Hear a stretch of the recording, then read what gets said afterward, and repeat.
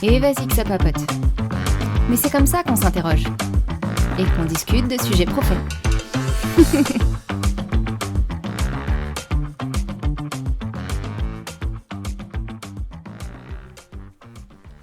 Je vais me moucher pendant l'épisode. Génial. Ça va être génial. Ça va être génial. C'était vraiment Alors, vraiment... devinez, est-ce qu'il y avait beaucoup de morts ou... Attends, je te ferai des signes comme Ouais. ça. Comme ça, je te dirai, attends, fais une pause. Comme ça, je couperai au montage. Oh là là. Ah, j'ai besoin que de mon cerveau, on est d'accord? Ouais, alors sache que bien évidemment, j'ai rien préparé. De toute façon, les meilleurs Écoute, moments moi sont c'est pareil. sont les moins travaillés. On va dire ça comme ça. En plus, on avait déjà quand même pas mal parlé. Enfin, on avait déjà commencé à parler. Ouais, Bon, et puis toi et moi, on sait que quand on commence à parler, ça c'est genre des pourrait, vraies filles, quoi. ça pourrait aller... ça Genre pourrait des partir vraies loin. filles. Bon alors, sinon, comment ça va depuis la dernière fois? Putain, comment ça va? Non, ça va, ça va. Ça va parce que j'ai commencé chez l'incubateur là, les Ouais. premières. Et bah ça fait du bien. Ça fait du bien d'être... tu vois, et en fait, le fait qu'il y ait quelqu'un, enfin des gens qui sont là pour toi, pour t'écouter. En fait, si tu veux, tu vois, j'ai évidemment autour de moi beaucoup de monde à qui en parler. Mais ils sont pas là pour moi. Donc moi, j'ai toujours, tu vois, peur de déranger. Donc autant te dire que je vais en parler, mais je vais, voilà. Et puis les gens, ils ont leur vie, ils ont leur taf, ils ont leur truc, tu vois. Là, voilà, là, ils sont là pour toi, donc ça, c'est chouette. Ça te fait prendre de la hauteur sur ton projet, ça peut te rassurer à certains endroits et tout. Ça te remet un peu dans la direction. Enfin, c'est assez cool. Et puis surtout, la promo, elle est bien. En fait, on est dans une promo où il y a 7 projets entrepreneuriaux. Et donc, la plupart sont, d'ailleurs, tiens, je me disais ça encore, la plupart sont 2 associés. Donc, c'est... Ah ouais, donc toi, t'es toute seule. Bah, la- on est... ouais, en fait, tout le monde... Ouais, attends, d'ailleurs, en fait, tout le monde a soit des associés, soit des salariés. Parce que c'est des boîtes qui sont quand même plutôt avancées. Et je suis la seule... Attends, que je te dise pas de bêtises. Non, on est 2, voilà, on est 2 à être seuls.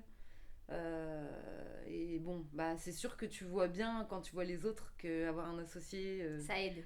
c'est quand même cool, tu vois. Et bon, voilà, cette année-là, elle m'a fait me rendre compte que vraiment, j'ai besoin des autres, quoi. T'as besoin des autres, mais est-ce que t'as besoin d'un associé? Non, pas forcément. Ça, c'est le statut, il est pas, tu vois, le statut d'associé, c'est pas une fin en soi, mais avoir... Un associé ou un binôme, tu vois, je parle. ouais, c'est ça. Avoir quelqu'un associé, c'est parce que c'est... Force est de constater que quand quelqu'un s'associe, il a un investissement, alors à part les gens comme toi, mais il a un investissement qui est, tu vois, qui est un peu différent, quoi. Voilà, il réfléchit un petit peu différemment. On peut être, et moi je vois bien la différence. J'ai été très très investie dans tous les postes que j'ai pris. Quand c'est ton entreprise, que tu as des parts et que tu es associé à une boîte, il y a encore autre chose qui joue, quoi. Ouais, bah tu dors pas la nuit, quoi. Comme Christophe, il ouais, dort ouais, pas la sans nuit. doute. Alors moi, j'avoue, je dors bien. Je dors... Enfin, ouais, non, j'avoue, là, ça, c'est un truc. Avant, ça pouvait m'arriver de pas dormir la nuit. J'ai fait des bien mauvaises nuits, enfin, des nuits bien, bien moins bonnes en étant chez Delta, Candide Manine, tout ça, que là, maintenant, je sais pas, il y a une espèce de lâcher prise que j'ai réussi à mettre en place, tu vois, dans mon esprit. Tant mieux. Donc ça, c'est la bonne nouvelle. Mais pour autant, oui, enfin, il y a quand même quelque chose d'autre qui joue. En fait, c'est très très lié à toi, quoi. C'est ta boîte. Du coup, t'es plus sous la pression de si ça marche pas, en fait. C'est un peu ton Alors, bébé, même- t'as envie que ça bah, fonctionne, oui. surtout quand t'es convaincu du truc. C'est à l'intérieur de toi, t'as tellement envie que ça marche, Bah, en fait. Oui, bien sûr. Mais ce qui est assez surprenant peut-être, c'est que si jamais ça ne marche pas, je serais déçue. Tu vois, comme un truc que tu as essayé, que tu aurais quand même bien kiffé que ça marche parce que tu y crois vraiment beaucoup. Mais pareil, je vais pas en faire. Enfin, j'entends beaucoup, tu vois, des entrepreneurs qui sont dans ce truc, qui sont vraiment. D'ailleurs, on parle souvent de faire attention, de pas être amoureux de son propre projet. Parce que du coup, tu sais, t'es tellement, mais oui, et puis, et puis en fait, ça marche pas, quoi. Tu vois, t'as beau y croire, l'aimer, il a beau être magnifique sur le papier, si personne l'achète, bah ça marche pas, désolé. Donc, si ça n'arrive pas, bah écoute, c'est pas très. Enfin, oui, c'est pas très grave, ça va pas, je vais pas. Non, puis t'auras eu quand même une certaine expérience dans le J'aurais fait de tellement créer un appris. projet. Ouais. Et par contre, il y a quelqu'un aussi pareil qui m'a dit Je pense que c'est ces phrases d'entrepreneur à la con là. Mais des fois tu les vois passer, ça te tilte pas et là ça clique, tu vois. Et il y a un gars qui m'a dit, mais attends, en fait il a capté un peu dans lequel, tu vois, j'étais pas très bien, c'était avant que je commence, tu vois, juste à la fin de l'été là et tout, j'étais là, bon, il faut que je démarre vite avec quelqu'un chez les Premières Sud là, parce que voilà, ça va pas. Et il me disait, de toute façon, un projet entrepreneurial ne peut pas aller plus vite que ton propre développement personnel. Ouais, c'est vrai. Et en fait, ça a vraiment cliqué parce que je le vis tous les jours, que ça vient toucher des choses de moi. Tu vois, typiquement, aller vendre ma boîte, bah, je dois travailler à mort sur moi parce que c'est tellement de moi, ce projet, que d'une certaine manière, ça veut dire défendre ce que je suis. Mais est-ce que ça, c'est pas vrai pour tout dans la vie? Tu vois, Ouais. tu peux avoir plein de projets, plein d'ambitions, plein de désirs. En fait, à un moment donné, si t'es pas prêt ou si c'est pas le bon moment, ça fonctionnera pas.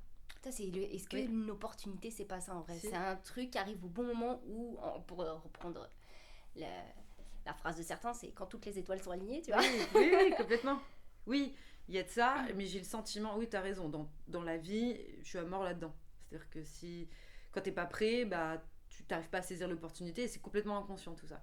Mais j'ai le sentiment que là, quand tu crées une boîte, ce qui t'est demandé de faire, les actions que tu dois mettre en place, elles vont vraiment chercher loin, loin chez toi, quoi.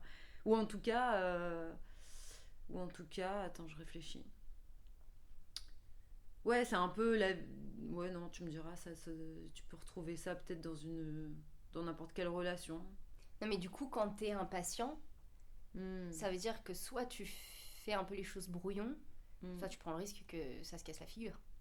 Pourquoi tu parles d'impatience? Bah, quand t'as un CEO qui veut absolument que ça aille vite, que ce soit au niveau financier, au niveau croissance, au niveau développement, généralement, c'est quand t'as voulu mettre la charrue avant les bœufs qu'à un moment donné, ça coince. Hmm. Ce qui est vrai, c'est qu'il faut accepter que ça prend du temps. Et que. Ouais, il y a des étapes à passer, que tu le veuilles ou non. Après, je pense que je le saurai à plus tard, tu vois. C'est difficile d'avoir du recul, évidemment, quand t'es dedans. Combien de fois, là, au début, enfin, tu vois, j'ai créé mon entreprise en janvier, on est donc en octobre. Mais comme j'avais quitté ma boîte avant, tu vois, moi j'ai l'impression que ça fait déjà 1 an, enfin c'est pas une impression, ça fait 1 an et demi que ça mature, que j'essaye, que machin, que ceci, que cela. Et j'ai l'impression que tout prend un temps infini, tu vois, et c'est tellement long. Et des fois je parlais avec des gens, et quand ils me demandent alors c'est quand exactement, et t'as fait. Ils sont là, mais en fait, genre c'est normal. C'est rapide. C'est rapide en fait ce que t'as fait, tu vois, sur certains aspects. Donc oui, il y a une forme d'impatience, ça c'est sûr. Et voilà, mais bon, en tout cas, aujourd'hui, au moment où je te parle, parce que tu vois, il y a aussi des fluctuations, tu vois. Mais au moment où je te parle, hier, tu vois, j'étais avec l'incubateur, je suis contente, je suis. Voilà, ça fait. En fait, ça. Je suis contente en plus d'avoir fait ce choix-là parce que je me dis là, t'as fait le bon choix. C'était celui-ci. J'avais exploré plusieurs options pour me rebooster et pour changer quelque chose. Tu sais, la fameuse phrase, ma phrase, les gens ils rigolent tout le temps, mais. Enfin, non, c'est pas vrai, ils rigolent pas. C'est moi qui rigole.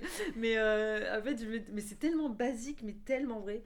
Si tu veux que quelque chose change quelque chose. Mais tu sais, les choses les plus simples sont les plus puissantes. Oui, et bah elle est ultra puissante. Ouais. Et c'est le mantra auquel je me rattache à chaque fois quand je vois que je tourne en rond, tu vois, et qu'il y a une situation qui me convient pas. Je me dis, bon, meuf, fais n'importe quoi, mais change quelque chose. Et il y a nécessairement quelque chose qui va changer. Tu sais, ça fait un peu le cran que tu bouges et il y a toute la roue qui se met à tourner. Tu sais pas tellement ce qui va arriver, mais ça va forcément changer quelque chose et donc tu vas réussir à attraper quelque chose de positif. Tu vois, cette idée d'être dans le mouvement. Et bah voilà, j'ai fait ce choix d'aller chez l'incubateur et pour l'instant, je suis très contente. Est-ce que dans cet incubateur, donc en fait, que j'essaye de comprendre comment ça fonctionne, parce que je me souviens plus très bien, un incubateur, c'est tu présentes aux autres ton projet, ils te donnent leur avis sur ton projet. Donc En du fait, coup, tu as déjà eu des feedbacks sur... Ouais. on peut le nommer. on peut Oui, dire. vaste programme. Un vaste programme. T'as déjà eu des feedbacks Ouais. de leur part En fait, l'objectif d'un incubateur, c'est de mettre à disposition certaines expertises que tu peux pas à toi tout seul rassembler. C'est aussi de créer une espèce de synergie avec d'autres entrepreneurs qui t'entourent dans l'incubateur. Après, en fonction des incubateurs, ils peuvent te mettre aussi des locaux à disposition et le réseau. Là, cet incubateur-là... Le réseau, pardon, je te coupe. Le Le réseau client ou le réseau pour développer l'entreprise? Ouais, très bonne question. Les deux. Ok. C'est-à-dire à la fois des potentiels investisseurs, à la fois le réseau client dans le sens où, typiquement dans ma promo, il y a des nanas qui ont une boîte qui a exactement la même cible que moi, qui se situe vraiment sur le même créneau. On pourrait même dire qu'on est concurrentes. Ok. Mais c'est génial parce qu'en fait, déjà, il y a un esprit de concurrence, tu vois... Toi, t'aimes bien l'esprit de compétition? Non, pas du tout. Pas du tout. Ok. Ah non, pas du tout. Moi non plus, j'aime pas, c'est pour ça que je te pose la question. Non, je suis pas du tout dans un esprit de compétition et d'ailleurs, c'est pas l'esprit. D'accord, ok. C'est au contraire, ça va être et donc typiquement donc l'incubateur lui, pour répondre à ta question, oui, il est là aussi pour te faire des feedbacks. Donc en fait, la promo dans laquelle tu es, exemple concret, hier, on avait une journée sur l'aspect financement, rentabilité, prévisionnel financier, etc. Oh, le truc trop fun, quoi. Et Oh la non, vache, mais j'aime les pas du gens tout qui ça. me connaissent rigoleraient, là, pour le coup. Mais même, ils se m'étonnes. taperaient le ventre, tu vois, tellement ils riraient. Mais j'avais déjà remarqué ça chez Delta. C'est que, en fait, je pensais que les chiffres, c'était nul. Mais oui, c'est nul quand tu les rattaches à rien. Mais là, en fait, tu crois que ça va être relou, mais en fait, c'est génial. Parce que ça te donne une lecture économique de ton business, mais c'est très rattaché à du concret. Ah, tu vois, j'aime bien faire parler les chiffres. Mais alors, tout ce qui est aspect financier, c'est vraiment pas le truc qui me botte, quoi. Mais t'en as déjà fait ? Ouais, j'en ai déjà fait, ouais. Ok. Malheureusement pour moi, j'en ai déjà fait. Et donc tu sais de quoi tu parles. Ouais, je c'est sais de quoi vraiment, je parle. t'arrives pas à trouver un truc un peu sympa. Je peux te dire que dès que j'arrive à refourguer le truc à la finance ou à la compta, Ah ouais. non, mais ça, c'est pas pour moi, les gars. Bon, alors après. Moi, je dis juste donnez-moi le budget, je gère. Je suis plus une Hmm. gestionnaire que l'aspect vraiment. Après, c'est. Enfin. Souvent, on me dit que j'ai ce truc-là parce que si ça tenait qu'à moi, je payerais les gens hyper bien et j'aurais une boîte qui ferait faillite. Tu vois, qui ferait banqueroute, tu vois. Ouais. Mais cet aspect-là, c'est vraiment le truc. Tu vois, par exemple, Christophe, Ouais. quand enfin, c'est un chef d'entreprise. Moi, j'ai un père qui a été chef d'entreprise et tout. Je connais ces problématiques-là. Je sais à quel point ça peut angoisser quand tu sais pas si tu vas avoir assez d'argent pour payer tes collaborateurs, pour payer tes cotisations et tout. Et je me dis, mais qu'est-ce que je les envie pas, quoi. Ouais. Quand ils sont sur la partie création, sur la partie managériale, vision, ça m'éclate. Dès que tu commences à aller sur la partie financière, vraiment économique de ta boîte, rentabilité et tout, moi, c'est le truc, je me dis, waouh. Ouais. Sauf si tu m'annonces une bonne nouvelle, que ta boîte est en bonne santé, que tu peux investir. Là, d'accord, on peut en parler. Sinon, ça m'angoisse. Sinon, je me dis, j'aime pas trop. Ouais. J'aime pas trop Ouais, parler ouais, de ces chiffres-là. Et pour autant, de toute façon, quand tu crées ta boîte, t'as pas le choix. Ouais, c'est vrai. Il faut que tu te saisisses de ça parce que sinon, malheureusement, il y a personne qui va le faire pour toi. Et que c'est évidemment un élément extrêmement important parce que sans argent, tu vas pas très loin. Donc, tu vois, c'est... Bon, en tout cas, du coup, bonne surprise pour moi. Enfin, surprise, semi-surprise, mais en fait, alors après, je te dis pas que tous les matins, je suis là à me dire, oh yes, je vais ouvrir mon petit compte de résultats, mon petit chiffre d'affaires, combien... Enfin, quand je ferai plein de sous, oui, je serai contente d'aller voir combien je fais de chiffre d'affaires, tu vois, mais c'était intéressant. Mais pour répondre à ta question, donc l'incubateur, là, c'est que oui, tu as un feedback, mais non seulement tu as un feedback des experts qui sont là, donc typiquement, là, hier, il y avait un gars de KPMG, donc qui accompagne les entrepreneurs, etc. Donc il te pose des questions. Et puis surtout, il y a les autres. Et ça, c'est génial. C'est-à-dire que comme tu le fais du coup devant ta promo, en fait, tu échanges, tu parles de tes chiffres, etc. Et puis, il y a tout le monde qui vient réagir en disant « Ah, mais pourquoi t'as mis tant de rencontres par mois ?» Et typiquement, les nanas là dont je te parle, où on fait un peu le même job, quoi, un peu de choses près. C'est génial parce qu'elles ont un regard critique de par leur expérience et grâce à leurs commentaires et leur lecture, en fait moi ça m'élève. Par exemple, elles me disent mais attends, t'as dit que tu faisais dans le mois que tu ferais dans le mois 13 rencontres, Mais à toi seul, en réalité, c'est impossible. Tu pourras jamais faire ça. Nous, on le sait parce que nous, voilà, le temps que ça nous prend de faire tel truc, tel truc, tel truc. Bon, voilà. Du coup, tu vois, t'as un regard critique sur ton projet. Et puis t'as aussi des boosters, quoi. C'est-à-dire que moi, mon plus gros problème, c'est de vendre, de commercialiser. Et là, j'en profite à tous les commerciaux avec qui j'ai travaillé. Je vous présente mes plus plates excuses. Je n'ai pas... Vraiment, je suis admirative. C'est un métier, c'est un des métiers que je n'envie pas du tout, le métier commercial. Mais moi, je l'envie dans le sens où je ne sais pas le faire. C'est-à-dire que je suis admirative des gens qui sont capables de le faire. Et typiquement, là, voilà, il y a un expert qui est là pour m'aider sur l'aspect vente commerciale. Qui est encore vraiment autre chose que le market et la com. Et c'est génial parce que quand tu l'entends lui vendre, tu vois, il fait une espèce d'exercice où il vend ton projet, tu te dis putain mais ça le fait, c'est trop bien. Donc tu vois, c'est hyper, ça te booste quoi. Ou de la même façon que quand tu parles de ton projet et que tu vois les gens qui sont là, qui te posent plein de questions et qui sont là, ah yes et tout, c'est trop stylé. Bon tu vois, c'est reboostant quoi. Mais quand tu as un projet comme ça et que tu tombes dans un incubateur où tu as des gens qui n'ont pas la même vision que toi, une vision aussi avancée, tu vois, genre, toujours un peu l'avocat du diable, mais genre du coup, est-ce que les feedbacks que tu vas avoir, ils seront pas un peu biaisés si t'es trop innovateur par rapport à l'échantillon qui se trouve dans le même incubateur que toi. J'imagine, je fais toujours le parallèle avec Christophe. Tu mets un Christophe autour d'une table avec des gens qui ont avec d'autres CEO qui ont une vision bien moins avancée que lui, où lui il est full remote, liberté, tu vois, confiance aux équipes, etc. Là où t'en as d'autres qui vont être non c'est 9h, 18h, tout doit être contrôlé, etc. Comment il met ses idées sur la table. Comment est-ce qu'il va pouvoir avoir les bons feedbacks pour s'élever en sachant que les autres déjà ils sont pas déjà sur cette vision innovante de ce que peut être une entreprise de demain, tu vois, ou un projet. Est-ce que après t'es tombé peut-être sur un bon échantillon d'incubateur, mais ou alors est-ce que dans l'incubateur les personnes qui font partie de cet échantillon sont sélectionnées en fonction de leur projet, peut-être de leur personnalité, de leur vision, etc.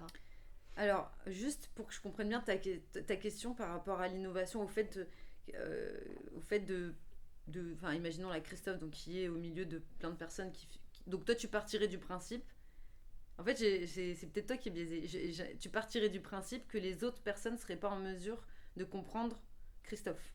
Ouais, je pars du principe que le risque quand tu vas dans un incubateur ou quand tu vas justement chercher ce que toi t'es allé chercher dans l'incubateur, c'est le risque que les personnes qui se retrouvent autour de la table avec toi ne soient pas soit assez innovantes, soit assez folles. Des fois c'est juste de la folie. Ou je pense que j'ai compris. En fait, et du coup, tu te retrouverais à pas pouvoir avancer dans ton projet, ou tu te retrouverais avec des feedbacks où tu te dirais ok, peut-être que en fait. Alors en fait, c'est impossible parce que même si t'as des gens qui viennent t'expliquer que t'as tort, le gros point positif, c'est que toi tu vas aller devoir creuser en toi pour aller chercher les meilleurs arguments. Okay. Donc ça te fait grandir.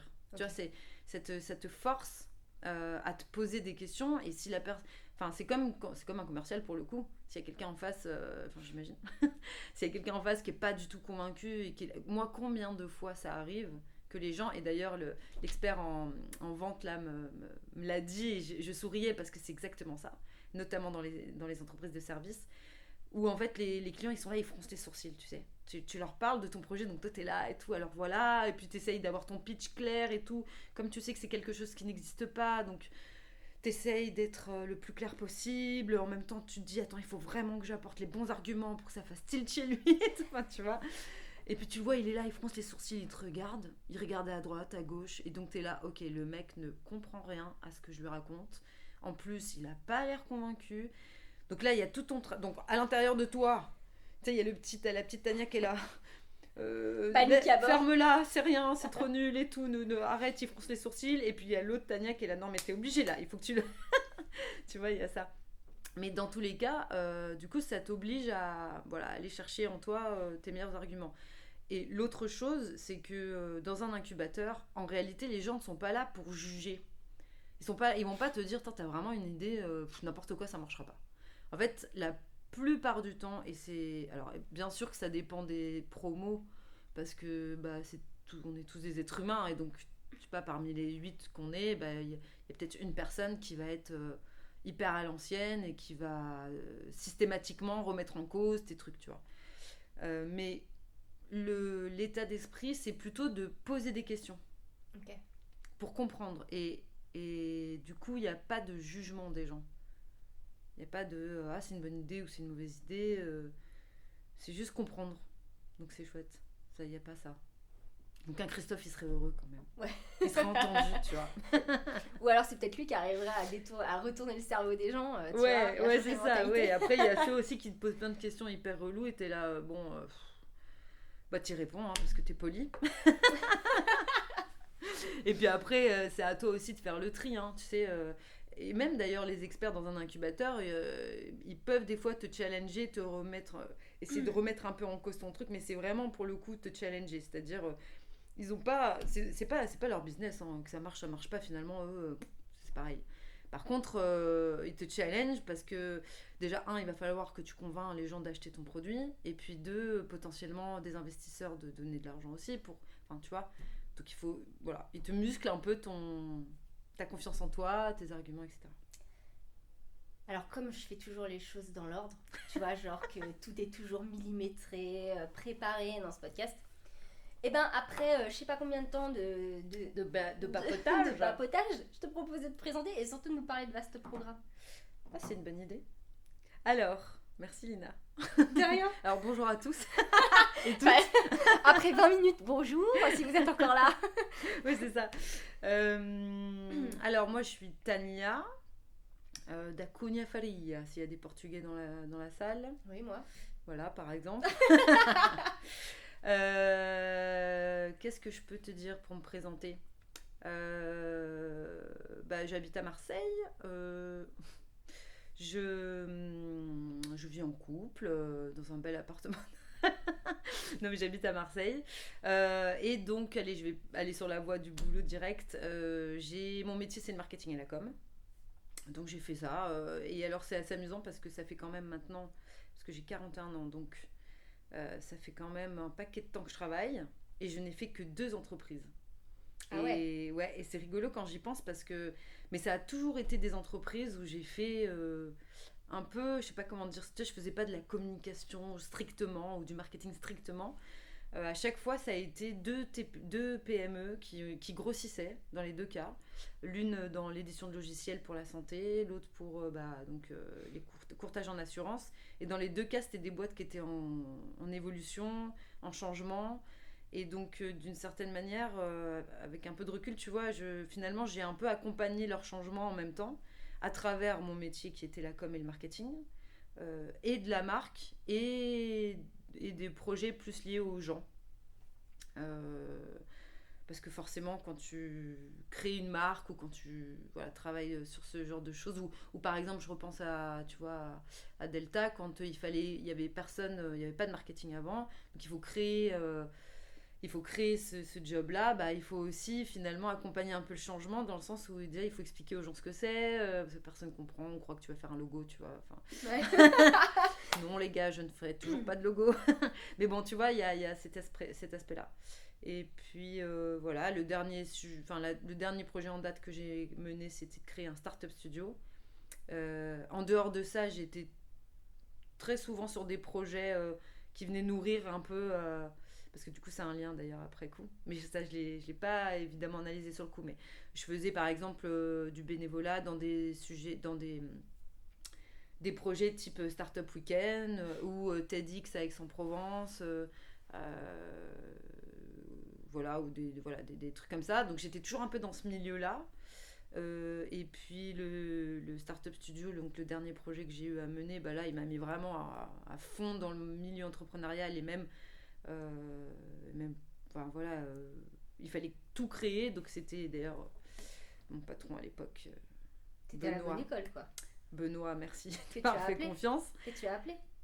Que j'ai toujours pas appelé, mais parce que, en fait, le pauvre, tout le monde doit l'appeler. Moi, mais je vais l'appeler. Je vais l'appeler. Non, mais voilà. Et enfin, voilà, j'étais à bonne école, effectivement. Mais surtout, mais par contre, il y avait quand même une petite voix au fond de moi qui me disait, tu vois, dans le fameux alignement, moi, ça, c'est un de mes objectifs dans la vie. Donc, autant te dire que c'est un objectif ambitieux, c'est d'être aligné entre ce que tu penses, ce que tu dis, ce que tu fais. Donc, c'est compliqué. Très, très compliqué.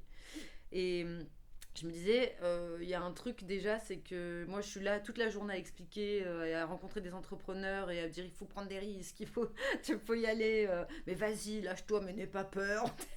Et moi j'étais là, tu sais, Tranquille. Bon, bah moi je suis salariée, écoute, mais je sais de quoi je parle. Bon voilà, tu vois, il y avait un petit désalignement de ce côté-là. Et donc je suis contente d'être passée de l'autre côté. Voilà. Et du coup, j'ai créé Vaste Programme. Qu'est-ce que Vaste Programme? Ouais, Je te dis. alors, vaste programme, t'en as eu l'idée quand t'étais. Alors, pas du tout. C'est-à-dire, travailler chez Manine ne t'a pas inspiré sur Vaste Non, Programme. pas La du rencontre avec ces auto-entrepreneurs Non. ne t'a pas. D'accord, ok. Non, non. Non, ça c'est venu évidemment. En fait, assez longtemps, enfin très vite, quand j'étais chez Delta Assurance et dans le groupe Candide, je disais toujours, franchement, après avoir eu Benoît en patron, en manager, du coup direct, je vois pas trop comment je peux faire, comment je peux avoir quelqu'un d'autre que moi-même en manager.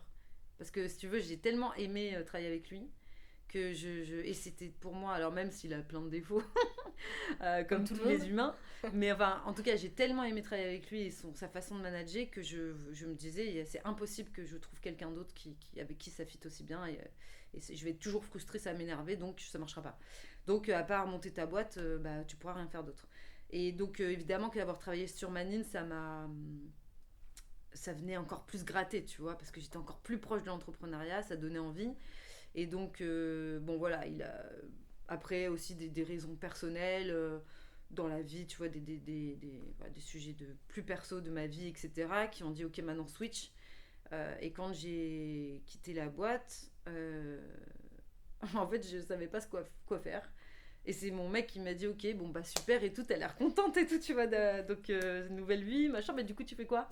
Apparaître au chômage, tu fais quoi? Et moi, j'étais là... C'est une très bonne question. Bonne question que je ne m'étais pas posée, tu vois. Et comme il me connaît un peu et moi c'est mon, tu vois, c'est mon besta quoi, mon copain. Et il me dit ok rendez-vous dans une semaine et puis réfléchis et dans une semaine tu me dis ce que tu veux faire. Ah il t'a laissé une semaine, t'as pas laissé Ouais. un mois quoi. Ah bah non, mais il me connaît. Ok. Et j'ai dit ok et en fait il m'a pas fallu une semaine. En fait clairement je me suis posée, je me suis dit bon écoute puisque tu sais pas ce que tu veux faire, fais le truc à l'envers. Pose tout ce que t'aimes faire et vois si tu peux en faire un business. Et donc, très mauvais, enfin c'est pas du tout comme ça qu'on doit faire normalement. Ah bon? Et surtout que en fait il n'y a pas vraiment de règles dans l'absolu, mais moi qui venais de travailler sur la méthode du Startup Studio, autant dire que c'est pas ça la règle, hein. Tu prends des inputs marché, tu regardes les besoins du marché, les tendances, de la veille, et après tu crées quelque chose qui répond à un besoin émergent, tu vois. Ouais mais alors dans ces cas-là t'es pas sur un truc qui te correspond à toi. Bah voilà, du coup c'est une autre façon de faire. Après c'est quand même difficile de se dire de réussir à poser sur la table qu'est-ce qu'on aime. Moi je trouve que c'est plus facile de savoir ce qu'on n'aime pas, en tout cas moi pour ma part. Ah ouais? C'est plus facile de savoir ce que je n'aime pas que de savoir ce que j'aime en fait. Après c'est peut-être parce que j'ai encore plein de trucs à découvrir et tout. Mais il y a des trucs, je peux te dire je sais pas et je vais te dire ok bah vas-y essayons. Par contre si j'aime pas je vais le savoir, je vais te le dire tout de suite et je sais que je vais pas y aller. Mais est-ce que tu saurais pas dire dans la vie, hein, sans réfléchir à si c'est en lien avec le travail ou pas? J'aime lire. Voilà. Par exemple. Ouais, mais ça c'est un truc, tu vois, j'en fais quoi de ça? Et justement, c'est tout le jeu. J'aime écrire aussi, voilà, mais je vais... Et il n'y a pas des métiers en lien, ça n'existe pas des métiers avec la lecture et l'écriture. Ok, alors attends. Lecture, c'est plus loisir, tu vois. Écrire, tu pourrais me dire, ah, mais il y a des écrivains. Mais attends, mais c'est un métier, écrire. Ah bah bien sûr. Non mais c'est dur d'écrire. Oui. oui. Non mais en fait l'idée c'est quand même ça, c'est-à-dire que après il faut être aussi hyper open, hein, du coup se dire bon voyons qu'est-ce que je peux faire avec ça. Moi, je prends ce que j'aime. Et en l'occurrence, je m'étais dit, ok, bah, j'aime apprendre. Autant te dire que c'était vaste. Hein. Ouais, c'est Pas clair. pour rien que ça s'appelle vaste le programme. J'aime apprendre. J'aime rencontrer des gens parce que je pense que c'est important. Et tu vois, même apprendre, je pense que c'est ultra important pour tout le monde d'avoir des connaissances. Enfin, dans la vie, voilà. C'est hyper important de rencontrer les gens dans la vraie vie. Et j'adore les lieux, les endroits qui ont un esprit, qui sont beaux, qui sont travaillés, pensés, tu vois. Qu'est-ce que tu fais avec ça ? Et bah, tu fais des rencontres pour apprendre des choses dans des beaux lieux. Voilà, tu vois, c'est parti de là. Après, il a fallu se dire, ok, maintenant, pour gagner de l'argent avec ça, qu'est-ce que tu peux en faire ? Et du coup, bah voilà, tu commences à étoffer ton truc, tu y réfléchis, et puis ça te donne vaste programme. C'est là, c'est à partir de ce moment-là, à partir du moment où tu dis, ok, qu'est-ce que je fais avec ça pour gagner de l'argent, c'est à partir de ce moment-là que tu regardes le marché pour savoir quel serait son besoin. Ah ouais, d'accord, ok. Enfin, en fait, il y a deux aspects. Il y a de se dire, ok, bah, en gros, d'un point de vue financier, là, tu rentres du coup dans le détail de bah, justement comment tu construis un business model qui génère suffisamment d'argent. Donc typiquement, dans mon rêve, j'aurais aimé faire ça uniquement pour le grand public, dans des lieux pépites de Marseille ou des grandes villes. Tu fais ce que j'ai fait d'ailleurs en début d'année. Les gens payent 35 € et ils viennent voir pendant... la rencontre dure 2 heures. Et je leur donne rendez-vous dans un lieu pépite, en petit comité, parce qu'en plus, évidemment, comme je veux que les gens se rencontrent, je n'ai pas du tout envie de faire des rencontres avec 200 personnes. J'ai pas envie que ce soit du descendant, je veux que ce soit de l'interactif. J'ai envie que les gens apprennent des choses, mais je suis convaincue que pour apprendre, bah, il faut que tu te sentes impliqué, donc que tu parles, que tu discutes, que tu poses des questions, pour que ça infuse mieux, tu vois. Pour que les gens se rencontrent, c'est pareil. Quand t'es 200, il y a très peu de gens qui vont oser prendre la parole. Quand t'es 30, en plus j'anime les rencontres, bah, t'invites les gens à parler, tu crées un espace où on se sent en confiance. Et typiquement, bah, toi, tu vas poser une question, et puis moi, bah, du coup, je vais apprendre quelque chose de toi dans la question que tu vas poser, tu vois. Voilà, c'est cet esprit que je veux faire. Sauf que 30 personnes à 35 € dans un endroit où les gens mangent, il y a un lieu et il y a un speaker, bah, tu gagnes pas trop de ta vie, quoi. Ouais, ta marge est faible. Ah bah, la marge, elle est inexistante. Très très faible, voire inexistante, voire tu perds de l'argent. Donc tu dis, ok, ça c'est bien, j'ai pas trop envie de le quitter, mais du coup, ça marchera pas tout seul. Tu peux pas gagner ma vie avec ça. En tout cas, tu vas voir les modèles, tu regardes qu'il y a des TEDx, il y a des choses qui se font, tu observes que ça marche pas. C'est pas viable. Les TEDx, du coup, c'est viable. Pourquoi ? Parce qu'il y a tout un modèle spécial de licence qu'ils vendent aux gens. Si toi, demain, tu veux créer un TED, tu dois leur acheter une licence. Okay. Donc déjà, il y a dans le business model, il y a ça. Et puis surtout, après, tu fais des rencontres où il y a minimum 100 personnes. Donc on est sur un autre... On est sur plus une conférence qu'un échange. Exactement. Donc ok, ça marche pas, donc comment tu peux faire ? Et bah là, évidemment, il n'y a pas 2000 choix. Il y a donc le B2C, donc les rencontres, le grand public, et puis il y a le B2B, les entreprises. Et là, tu vas regarder le marché des entreprises et tu te dis, ok, à quel problème ça peut répondre ? Est-ce que ça répond à un problème dans l'entreprise ?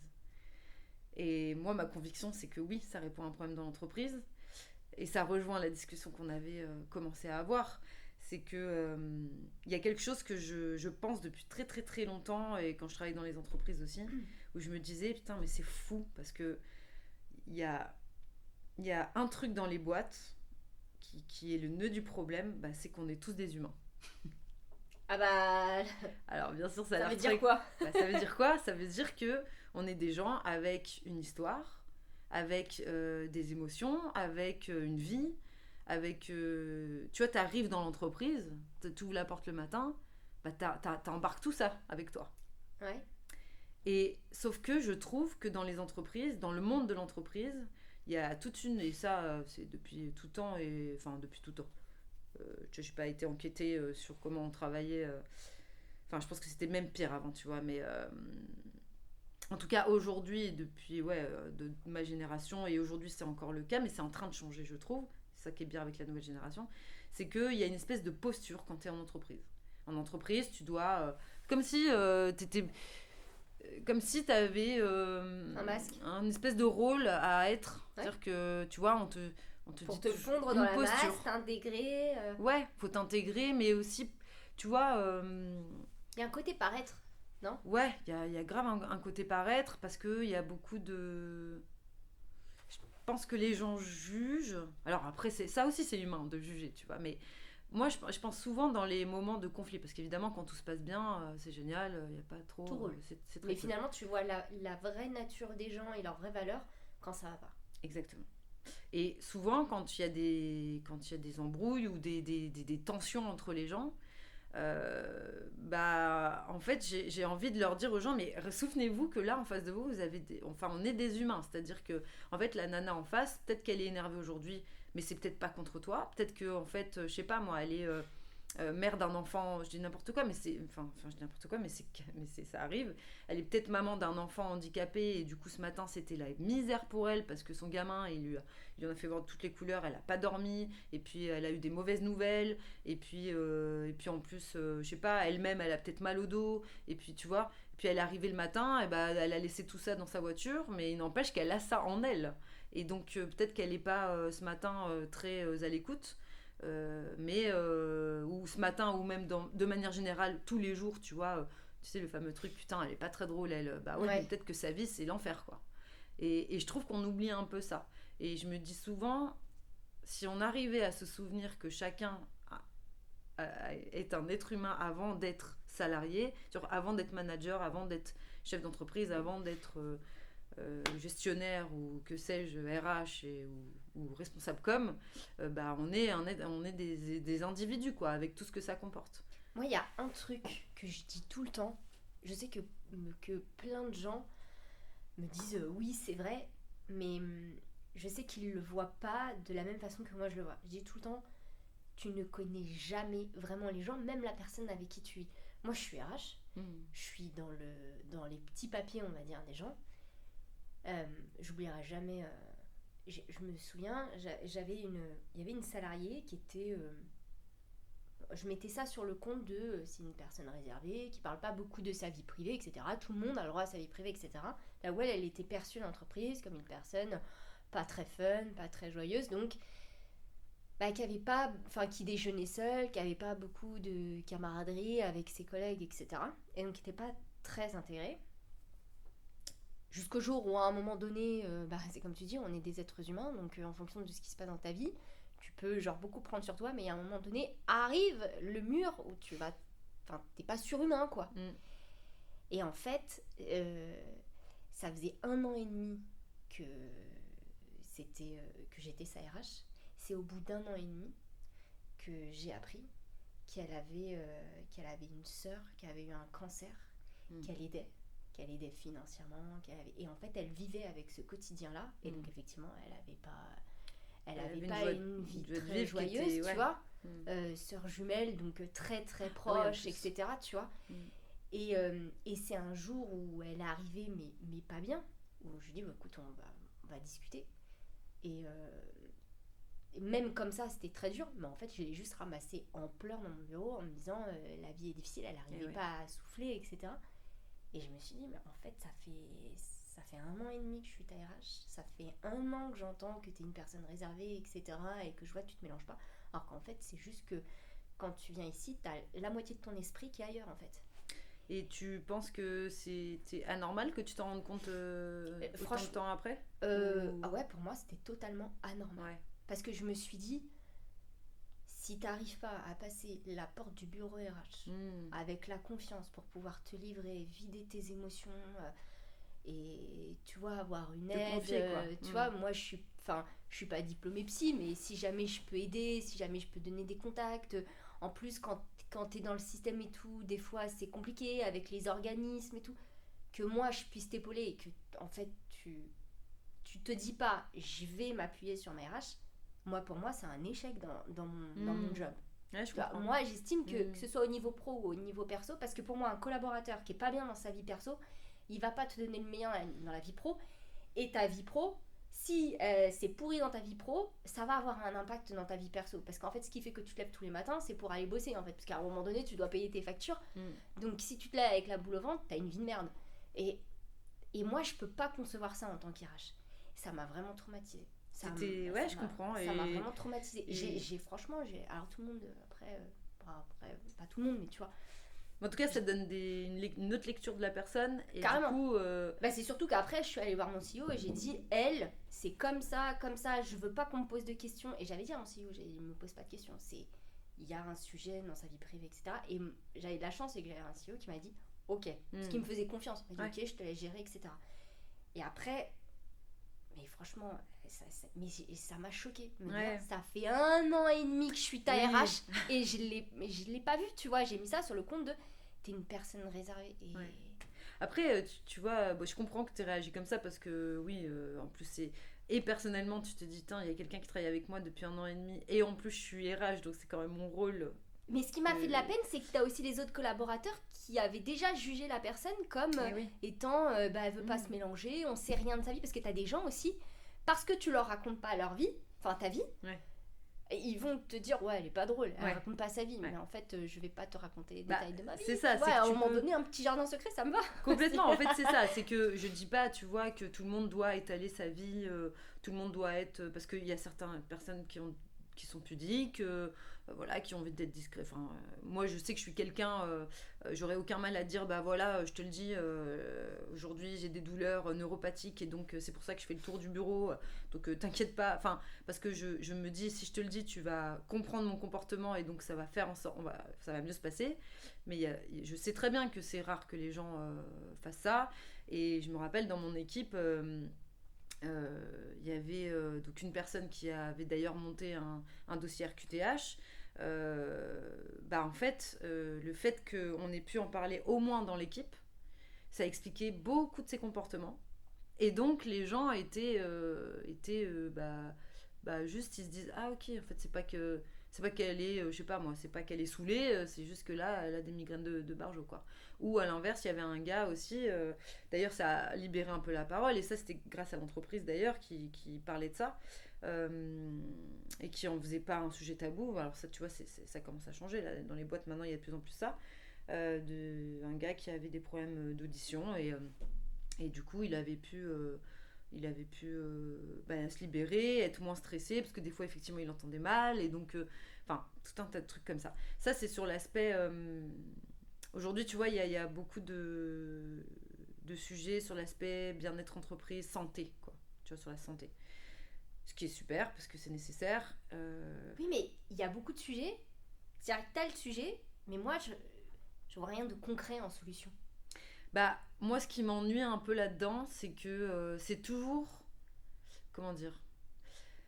En fait, il y a une distinction faite, mais bon, j'ai fait un post là-dessus, mais c'est comme si quand... tu vois, il y a toujours un discours qui consiste à dire, en entreprise, le bien-être en entreprise, les entreprises doivent faire en sorte que leurs collaborateurs soient bien. Mais tu vois, c'est très lié au travail.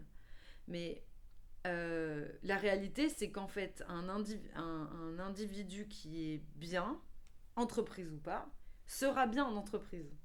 Et donc, je trouve aussi que les entreprises, elles ont une responsabilité sociale et sociétale importante. Parce que tu peux pas juste aller... En fait, tu peux pas faire tout uniquement dans ton intérêt, quoi. C'est ça qu'en fait, j'essaye un peu de... Tu vois, c'est une réflexion que je mène et que je continue de construire, hein, donc... J'espère que ce sera assez audible. Mais en fait, il y a quelque chose comme ça qui me dérange un peu, qui est que le monde de l'entreprise, et d'ailleurs c'est souvent reproché aux boîtes, mais ils le font parce qu'ils sont obligés. Ils mettent des choses en place, de toute façon ils sont obligés, et c'est pour qu'on soit plus productif, par exemple, ou pour que... Et en fait, j'aimerais, dans un monde idéal, que les boîtes, elles aient une sincère volonté de prendre soin des gens qu'elles embauchent. Alors, moi, il y a 2 choses sur ce sujet-là. En plus, j'en avais parlé à Marie. Moi, ce qui me dérange en gros, la société, les nouvelles générations, peu importe le nouveau mindset qu'on a, c'est que j'ai le sentiment qu'aujourd'hui, on attend, en tout cas, on donne à l'entreprise la responsabilité de son bien-être et de son bonheur, là où en fait, normalement, 50% du job doit venir de toi. C'est-à-dire qu'à un moment donné, ton entreprise, elle peut te mettre l'environnement que tu veux, etc. Si tu passes ton temps à être pessimiste et à trop en demander, tu vas forcément être déçu parce que c'est pas la banque à Rothschild. Et à un moment donné, si tu veux des choses, il faut que tu ailles les chercher. C'est-à-dire que tu n'as jamais rien sans rien. Moi, je suis convaincue que le travail paie et que dans la vie, tu n'as rien sans effort. Et le bien-être, c'est ça. Si tu attends des autres, si tu attends quelque chose des autres pour être heureux, en fait, tu vas vite être déçu parce que les autres se focalisent d'abord sur eux que sur toi. Donc voilà. Et une entreprise, moi je dis toujours qu'une entreprise sans ses collaborateurs, elle fait pas de business. Donc il vaut mieux pour elle qu'elle prenne soin des femmes et des hommes qu'elle embauche. D'accord ? Parce que sans eux, elle est rien. Mais en même temps, une entreprise, elle est aussi là pour faire du business. Donc pour moi, ça doit marcher à double sens. Et ce qui me dérange aujourd'hui, c'est que j'ai l'impression que les gens attendent et que ça ne fonctionne que dans un sens. Tu vois ? Alors qu'à un moment donné, tu donnes la main, ils veulent le bras. Il n'y a pas de juste milieu. Il y a des excès. Et je dis pas que c'est comme ça partout, mais c'est comme ce qu'on disait tout à l'heure. Tant que tout va bien, ça va. Le jour où ça va plus dans le sens des gens, en fait, ils oublient tout ce que tu as fait pour eux. Ouais.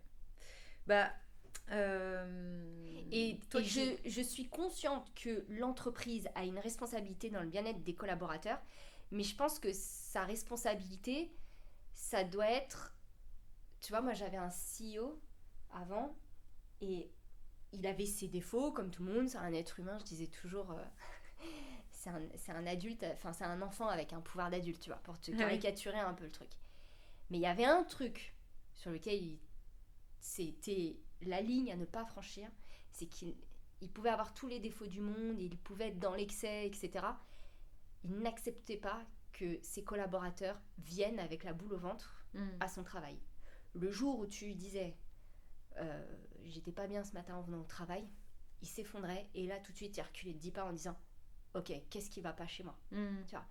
Et ça, je trouve que ça en dit long sur je pense sur est-ce que l'entreprise est sincère quand elle veut le bien-être de ses collaborateurs ou est-ce qu'elle ne l'est pas en fait.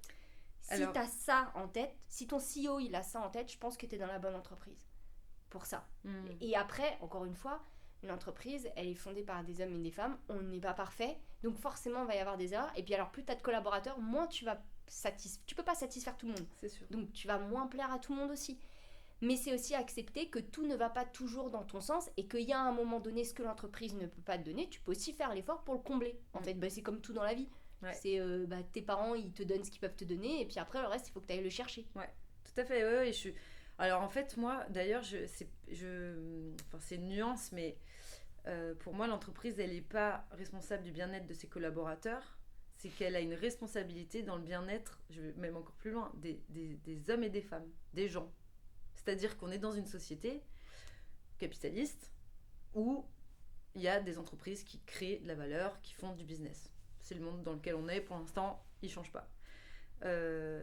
Donc ces entreprises-là, en fait, si tu veux, dans notre société, il y a du coup... il y a plusieurs acteurs. L'entreprise est un acteur important de cette société dans laquelle on est. Et de la même façon que les pouvoirs publics,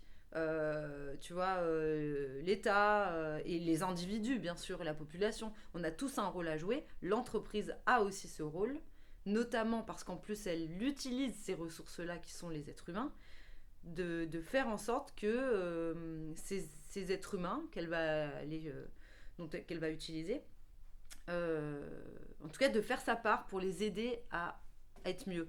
Et quand je dis être mieux, donc c'est là où moi, Vaste Programme, c'est comme ça que je l'ai pensé, c'est que c'est pas être mieux dans la santé, enfin ok, c'est très bien, c'est super, ça aide, ça contribue, enfin vraiment je remets pas du tout ça en cause parce qu'il y a 1000 façons en plus d'aller bien, et la santé est un élément évidemment important.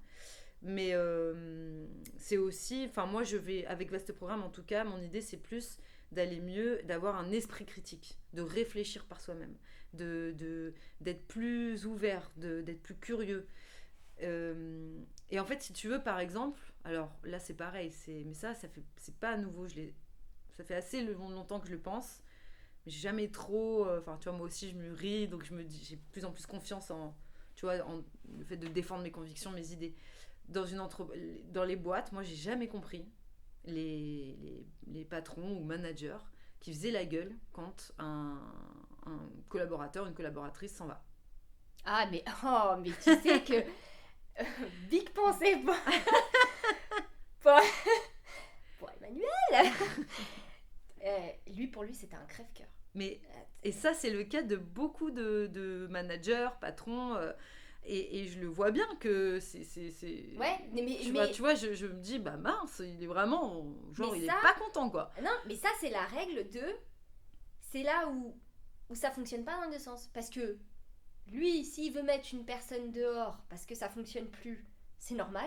Ouais. Mais si la personne veut partir parce qu'elle aspire à autre chose, ou C'est que ça. ça lui convient plus, bah en fait, il est mauvais joueur. Ouais, c'est ça. Et moi, je me souviens, je disais toujours à Emmanuel, t'es mauvais joueur. Ouais. Et c'est vrai, hein, c'est Ouais, un mauvais c'est ça, joueur, tu mais vois. sur ça, il me dit non, mais c'est un crève-cœur. Ouais, d'accord, mais Bah. c'est les règles du jeu, en fait. Bah, exactement. Et pour moi, tu vois, je pense, et ça, tu vois, ça m'intéresse d'avoir ton avis parce que toi, t'es RH et voilà, j'ai peut-être une lecture un peu. Mais je me suis toujours. Enfin, ça fait un moment, je me dis, mais les entreprises, surtout avec la génération qui est aujourd'hui le monde dans lequel on est, c'est encore plus vrai à mon avis. En fait, les entreprises se battent énormément pour garder, fidéliser, tu vois, il y a toute cette notion. J'ai bien conscience que ça coûte de l'argent, que ça demande de l'énergie, de changer de... Enfin, ça a un impact évidemment quand s'il y avait un turnover permanent dans les entreprises, c'est sûr que ça aurait un impact. Mais ça aurait un impact tel qu'on la pense aujourd'hui, l'entreprise. Si demain, on était dans une logique de... On accepte ce turnover, et plutôt que de lutter contre... on accepte que ça fait juste partie de l'entreprise d'aujourd'hui, est-ce que ça peut pas fonctionner non plus? Et du coup, il y a une espèce de...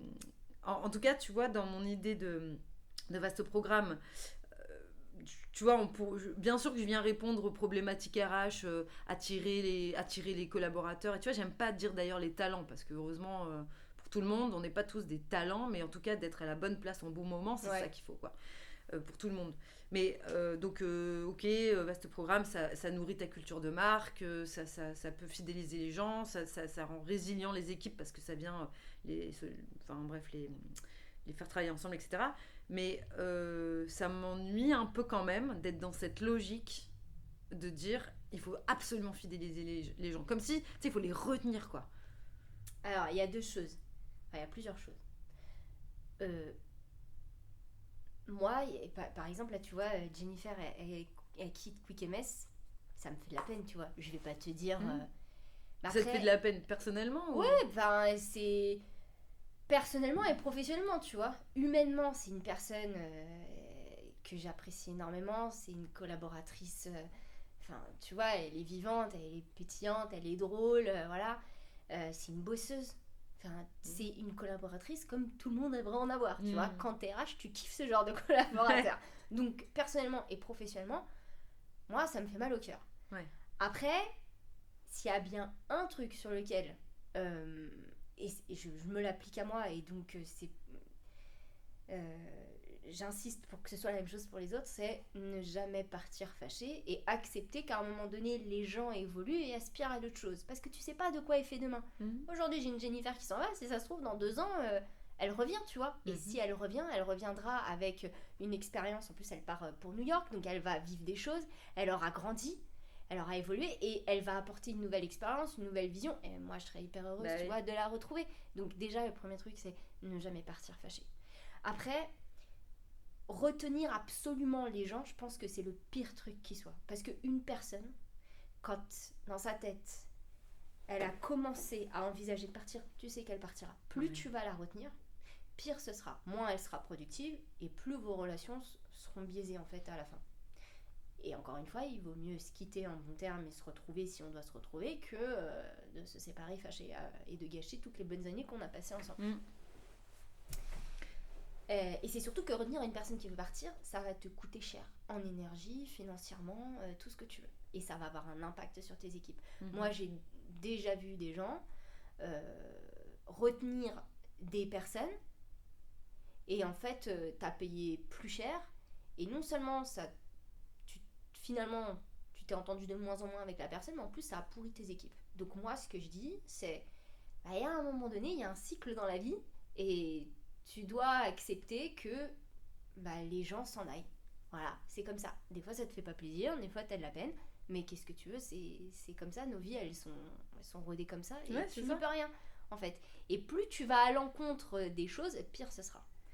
Et tu vois, quand je t'entends, parce que il y a retenir et retenir. En fait, il y a le côté retenir, genre, je te dis que je veux partir et toi, t'es en réaction. Oh là là, non, non, non, attends, et puis tu parles avec, enfin bref, la situation qu'on connaît tous, quoi. Attends, je vais parler à son manager, attends, qu'est-ce qu'on peut lui proposer, et machin, et putain, si elle part, et attends, il va falloir. Bon, ok, il y a ça, donc il y a ce côté retenir, et là, c'est ce dont tu parles, je pense, et je suis complètement d'accord avec toi, je comprends encore moins dans ce moment-là pourquoi tu retiendrais les gens, alors que. Enfin, on n'arrête pas de dire en plus tout le monde est. Personne n'est irremplaçable, et c'est très vrai, enfin, c'est. Mais après, il y a aussi le. Alors, c'est pas à retenir, mais c'est un peu ça quand même, tu vois, toute l'énergie que les entreprises mettent à fidéliser les gens. En fait, si tu veux, c'est un peu. C'est assez subtil dans mon. Enfin, en tout cas, tel que je l'imagine, je vais essayer d'être claire, mais. En fait, je trouve que tout dépend de l'intention. C'est pour ça que je te parlais de la sincère volonté des entreprises. Tout dépend de l'intention réelle du boss ou en tout cas de l'entreprise, donc qui vient quand même du manager, enfin tu vois du codir quoi et du boss final parce que c'est quand même de là que ça part. Et je pense souvent à Welcome to the Jungle, et d'ailleurs ils font plein de podcasts pour expliquer leur manière de réfléchir et de penser. Mais en fait c'est fondé comme ça, c'est-à-dire que leur intention c'est réellement de comment dire. En fait, ils ne pensent pas en termes. Enfin, ils ne pensent pas. Après, je suis pas dans leur tête, mais en tout cas, ce qu'ils expliquent et ce qu'ils mettent en œuvre, c'est qu'ils ont une sincère volonté et une sincère comment dire conscience de leur rôle en tant qu'entreprise. Ils se disent, ok, moi, je veux juste que je veux que les gens apprennent, soient comment dire, très ouvert sur le monde, d'essayer de faire. En fait, le travail n'est pas une fin en soi, c'est dur pour tout le monde de travailler, mais on fait avec notre temps quand même, tu vois, on n'est pas des utopistes, il faut quand même travailler pour gagner de l'argent. Donc, comment on peut faire cohabiter ces deux réalités tout en se tirant vers le haut, tu vois? C'est un peu cette idée-là de se tirer vers le haut. Et typiquement, eux, je sais, enfin, alors c'était rigolo parce qu'ils m'ont un peu inspiré et en même temps, en plus, ça a conforté mon truc, puisque j'ai discuté avec. Donc en l'occurrence Marie-Robert qui est une philosophe qui fait des choses avec eux. Ils offrent à leurs collaborateurs tous les mois, alors je sais pas s'ils le font encore, mais en tout cas ils l'ont fait il n'y a pas si longtemps, tous les mois une rencontre avec une philosophe, petit comité, enfin voilà, même truc. En fait, directement comme ça, tu te dis ça sert à quoi ça sert à quoi d'offrir des confs de philosophie à des gens? Bah, moi, je vois très bien. Moi, j'adorais.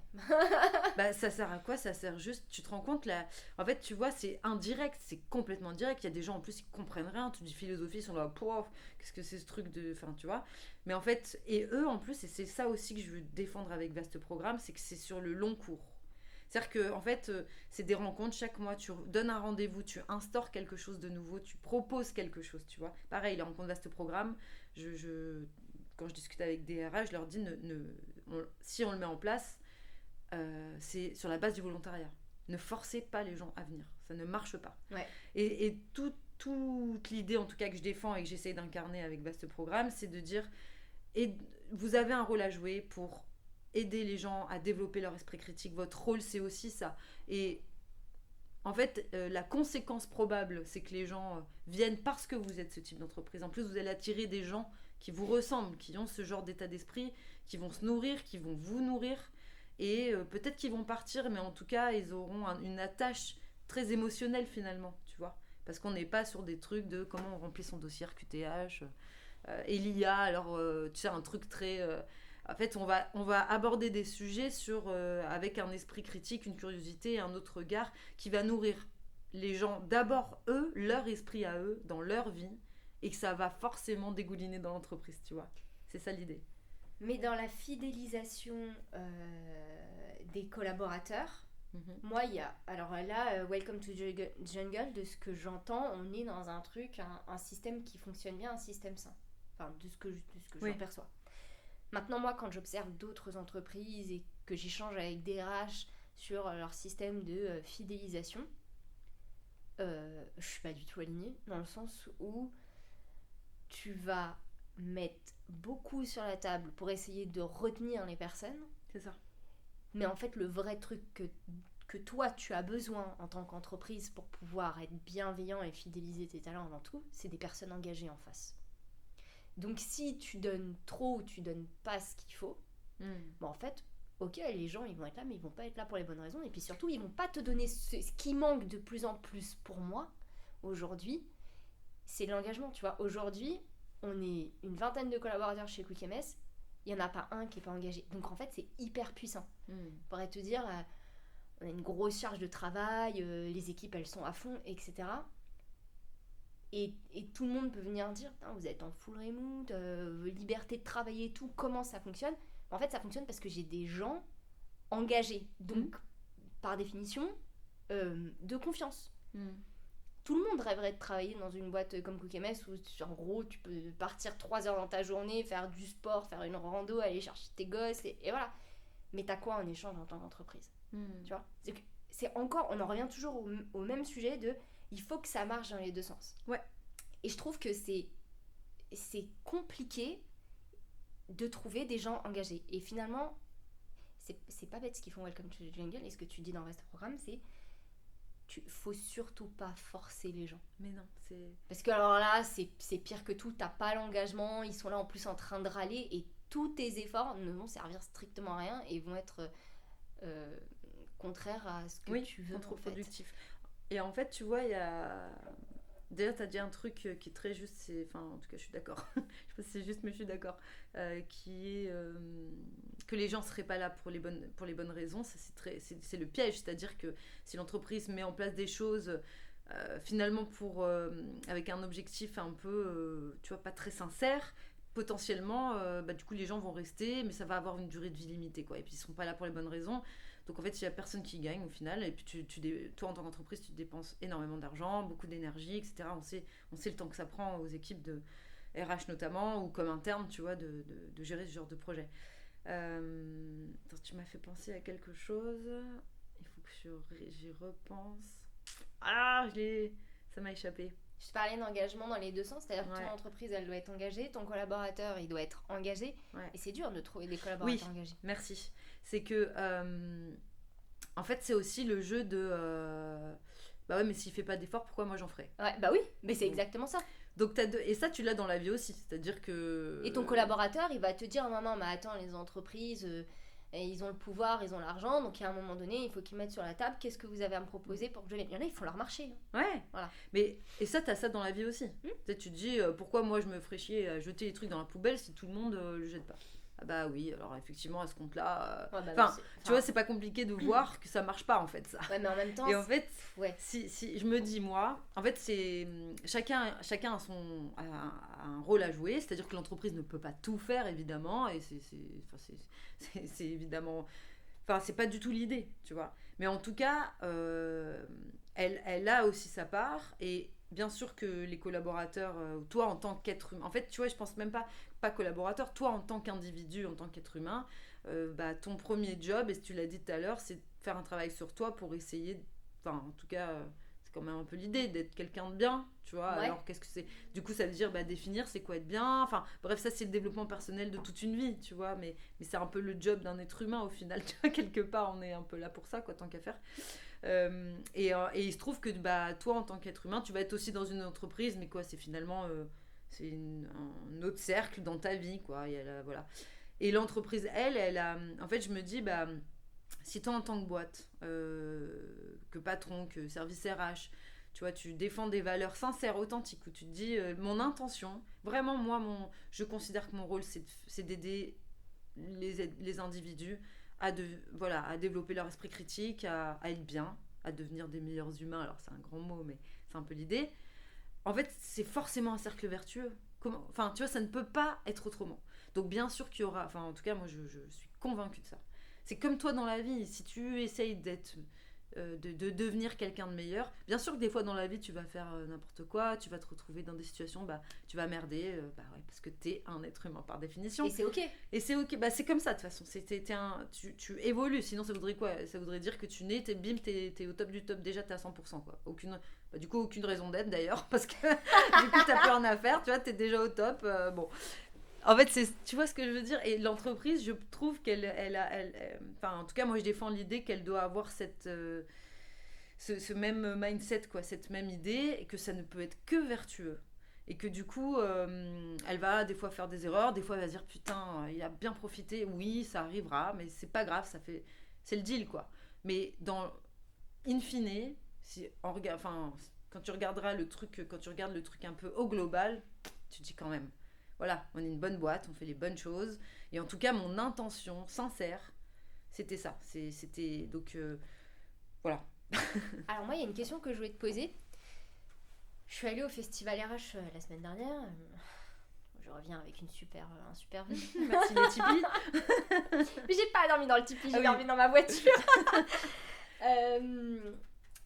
Donc c'était tu vois de quel festival je parle? En fait, c'était un festival créé première édition, créé par Maud Grenier. Donc, c'était un festival pour les RH. Ok.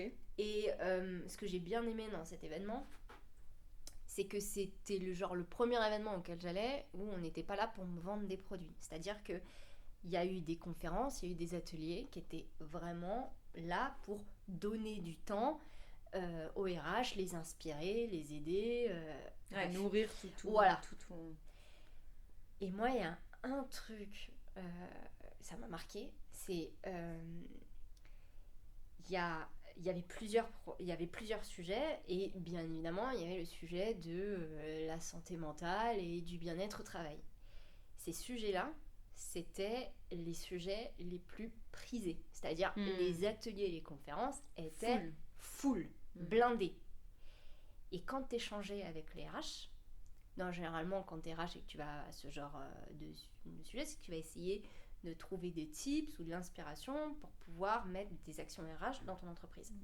Là, moi, j'étais face à des RH qui étaient perdues, en quête de sens. C'est-à-dire qu'elles n'y allaient pas pour leurs collaborateurs ou leur entreprise, elles y allaient pour elles. Là où, en gros, en tant qu'RH, c'est quand même ton job d'être le garant du côté humain et de la bienveillance en entreprise. Comment est-ce que tu peux être bienveillant et mettre de la santé mentale en entreprise si toi, déjà, tu vas pas bien? Donc, je savais que les RH allaient pas très bien, mais à ce point-là, ça m'a vraiment marqué. Et donc là, je te pose la question on a un sujet il faut que les entreprises soient bienveillantes, il faut de la santé mentale, il faut travailler sur la santé mentale, etc. Mais comment, en fait? Parce que si même les RH n'y arrivent pas pour elles-mêmes, comment est-ce qu'elles peuvent y arriver pour les collaborateurs? Alors moi, je suis pas le bon exemple parce que moi, je vais super bien. Non, je vais pas spécialement super bien, mais d'abord, je donne tout aux autres et après, je me dis warning, tu vois. Mais je me suis dit, en fait, ça va vraiment pas bien dans les entreprises. C'est-à-dire que depuis 2 ans, avec tous ces trucs de burn-out, je vois plein de posts LinkedIn, plein de posts marque employeur. On met des massages, on met du yoga, on met du baby-foot, etc. Moi, je crois pas du tout que ce soit ça, en fait, le bien-être en entreprise. Mais vraiment, tu peux mettre 10 baby-foot, tu peux mettre des massages. Et j'étais dans une entreprise où j'avais ça, j'avais un sacré budget pour faire ça. Mais c'est pas ça qui faisait que les gens n'avaient plus la boule au ventre et qu'ils étaient à fond et engagés et joyeux d'être au travail, en fait. Et je pense qu'aujourd'hui, on a un sujet, mais personne n'arrive à dire comment. Et j'ai discuté avec Marie Delattre, elle me dit, mais déjà, le problème, c'est que personne ne prend soin des RH. C'est-à-dire que, oui, c'est une fonction en souffrance, parce qu'il y a personne qui demande à la RH déjà comment elle va. Et c'est tellement vrai. Mais je suis ressortie du festival en me disant, en fait, on n'a toujours pas le comment. Et même si on l'avait, comment est-ce qu'une personne qui va pas bien peut réussir à le mettre en place, tu vois? Alors déjà et moi je pense que c'est pas qu'une question, c'est pas on donne ça, on refourgue ça à la RH, mais je suis pas sûre, je voulais avoir ton avis là-dessus, est-ce que c'est 100% une mission RH ou pas? Moi, j'ai Pas mon du avis tout. tranché, mais... Pas du tout. Mais alors là, pour le coup, ça met de l'eau au moulin de mes idées. On est tous des êtres humains. Avant d'être RH, t'es un être humain. Et en fait, je pense que c'est pas dans les... Enfin, dans les entreprises, oui, il y a beaucoup de problèmes, mais parce qu'en fait, dans la société, Il y a beaucoup de il y a problèmes. beaucoup on est de d'accord. problèmes. On est dans une société qui... Enfin, voilà, on va pas refaire toutes les histoires, mais on est le 8 octobre. Inutile de préciser qu'on est dans un monde où c'est terrible, c'est très dur. Tu vois. Enfin, ça me... Alors moi, ça personnellement, je m'émeut, regarde quoi. plus les infos, quoi. Enfin, Mais tu vois, c'est... Bref, on est dans un monde qui est vraiment très... qui est fatigant, voilà, il y a beaucoup de souffrance, c'est très dur. Et même si on a de la chance d'habiter en France, on est aussi dans un monde et dans une société où, voilà, les événements politiques qui ont eu lieu donnent... Enfin, ça donne une idée, quoi. Bref, on n'est pas là pour parler de ça, mais en tout cas, on peut tous s'accorder au moins pour dire que c'est compliqué, c'est dur, c'est difficile au quotidien. Juste, tu vois, un détail, mais en fait, ça touche... typiquement, hier, j'étais en conseil syndical de ma copro. Il y a une des nanas du conseil syndical, sa famille est libanaise, ils sont au Liban. Bon, autant te dire que la fille, elle est pas en grande forme. C'est ma voisine du tout. Voilà. Donc, tu vois, c'est au pied de chez nous, que c'est en bas de chez nous, il n'y a même pas besoin d'aller au Liban. Tu regardes dans la rue, enfin bref. Ça, c'est la réalité. Et comme, c'est ce qu'on disait au tout début, toi, tu es un être humain, tu as tout ça dans ta vie, et puis tu arrives dans l'entreprise. Tu fais quoi? Tu laisses dans le métro et dans le tram, tout ça, là, et puis tu arrives, tu es pompé up. Bah non. fut une époque où on me disait, ouais, les problèmes perso, ça reste Oui, à la porte et de bah, l'entreprise, ça exactement. rentre pas, ça n'a pas sa place. Exactement. Il y a eu très longtemps ce discours-là. Donc c'est rentré dans l'esprit des gens qu'il ne fallait pas emporter ta vie perso dans l'entreprise. Par contre, tu peux emmener ta vie pro dans ta vie perso, parce que quand tu rentres chez toi avec c'est du très taf, bon alors là, il n'y a Très pas juste. de problème. Hein. C'est très juste, ça tu vois, j'avais pas...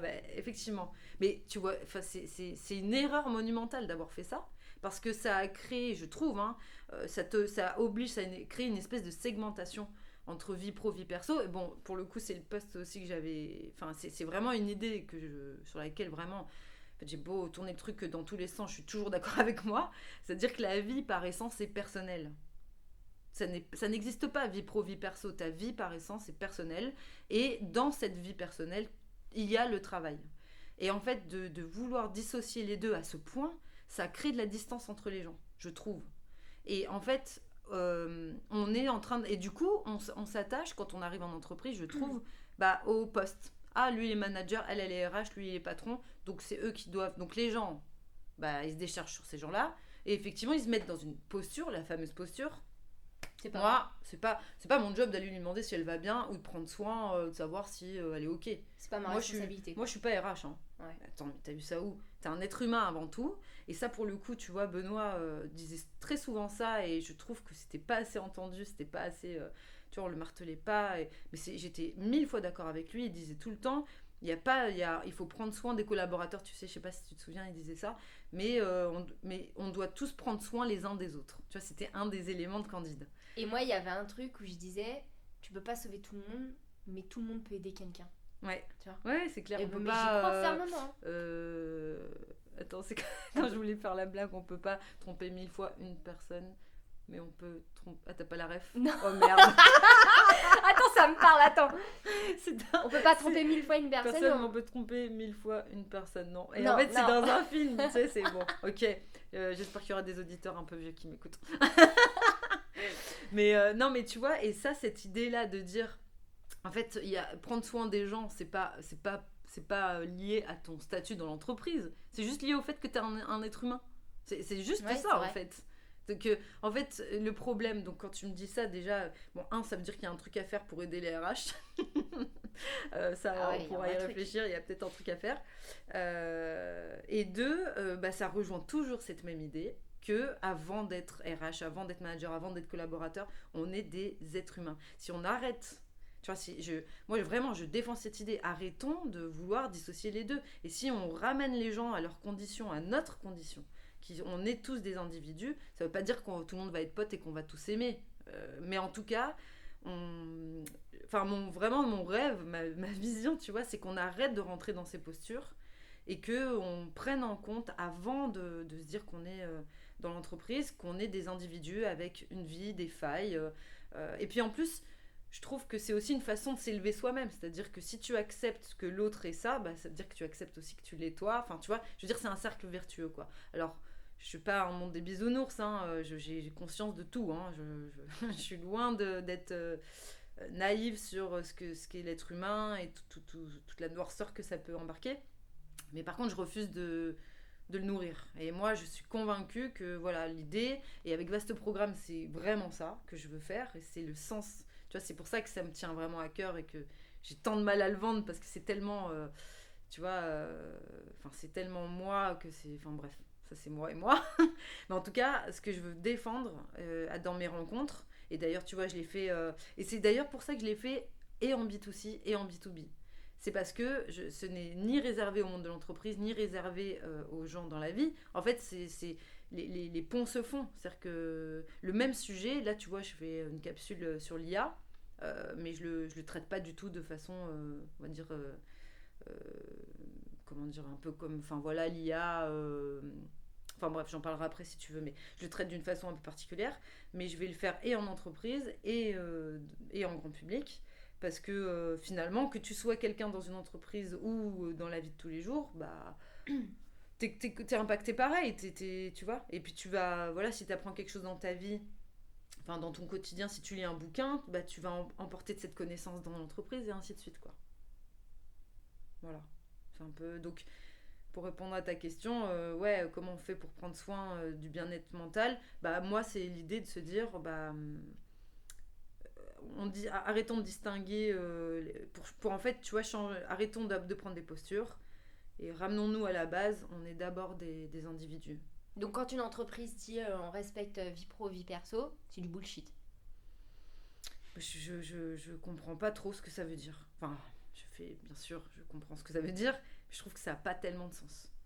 C'est que tu dises je respecte en gros ça veut dire quoi, ça veut dire il y a le temps que tu vas consacrer au travail ne doit pas venir impacter ta vie pro, mais en fait c'est ta vie perso, mais tu vois quand je le dis j'y crois pas quoi. J'y crois pas une seconde en fait. Enfin, le nombre de fois où je fais des insomnies parce que à 3h du matin mon cerveau est en train de réfléchir ah oui attends il y a ça que je dois faire, c'est ça, ah ça y est j'ai enfin trouvé comment le faire, donc en fait tu vois pour moi c'est pas naturel. Donc de la même façon que de retenir des gens, au lieu de mettre de l'énergie à vouloir distinguer les deux, est-ce qu'on l'accepterait pas que c'est ensemble?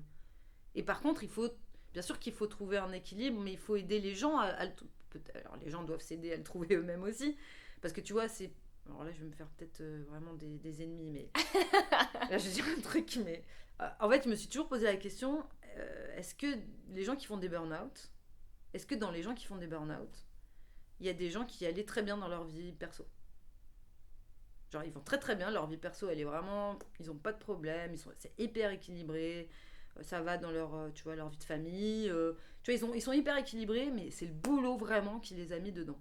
Bah moi je pense pas, parce que moi je pars du principe que si ça va mal dans ta vie pro, t'iras mal dans ta vie perso, parce que par vécu, par expérience,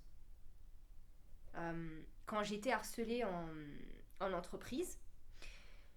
Toi ? Ouais. Ok. Je crois que c'était le samedi soir. Ah, je passais un dimanche déjà pourri. Je passais un dimanche déjà pourri parce que j'étais déjà en angoisse de reprendre le boulot le lundi matin. Donc, après, c'est moi, tu vois, là je parle pour moi. Mais moi, personnellement, si ça va pas dans ma vie pro, j'y vais pas bien dans ma vie perso. Après c'est peut-être aussi parce que j'aime mon métier, parce que je me donne à fond, en tout cas j'estime que je suis engagée et que ce que je fais c'est important pour moi, tu vois, genre si tu veux ma vie pro c'est mon truc à moi, c'est, tu vois, ma vie privée, mon entourage privé ne rentre pas trop, c'est mon truc à moi, tu vois. Donc si ça va pas bien chez Quick MS, je sais que je vais passer une sale soirée. Dans ma vie perso, ça n'ira pas. Tout comme si j'y vais pas bien dans ma vie perso, quand je vais être dans ma vie pro, mon cerveau, il va pas être concentré à 100% parce que, tu vois, là, cet été, j'ai une cousine qui a eu un grave accident. Elle a failli y rester. je te passe les détails des problèmes que tu peux avoir dans la famille, etc. Mais je suis revenue, j'ai dit à Christophe, là, va falloir que tu me fliques un peu parce que mon cerveau, il n'est pas connecté, en fait. J'arrive pas. Il y a des gens qui, je pense, y arrivent à te dire, ouais, mais ça, c'est le boulot. Alors, s'ils y arrivent, je saurais pas te dire à quel point ils y arrivent, mais en tout cas, respect. Et je sais même pas si c'est une bonne nouvelle. Ouais, fait. Ouais. De se déconnecter comme ça de soi, tu vois. Mais moi, personnellement, je n'y arrive pas. Je n'y arrive pas. Parce que j'ai un truc qui fait que les deux sont liés. Si j'ai passé une mauvaise journée et que je rentre en chiant chez moi, c'est sûr que mon copain, il va pas passer une bonne soirée, tu vois. Et je vais avoir besoin de raconter ma journée et voilà. Tout comme quand t'as des bons collègues, que ça va pas dans ta vie perso et que t'as besoin d'en parler, tu te confies à une collègue et voilà. Enfin, pour moi, les deux sont...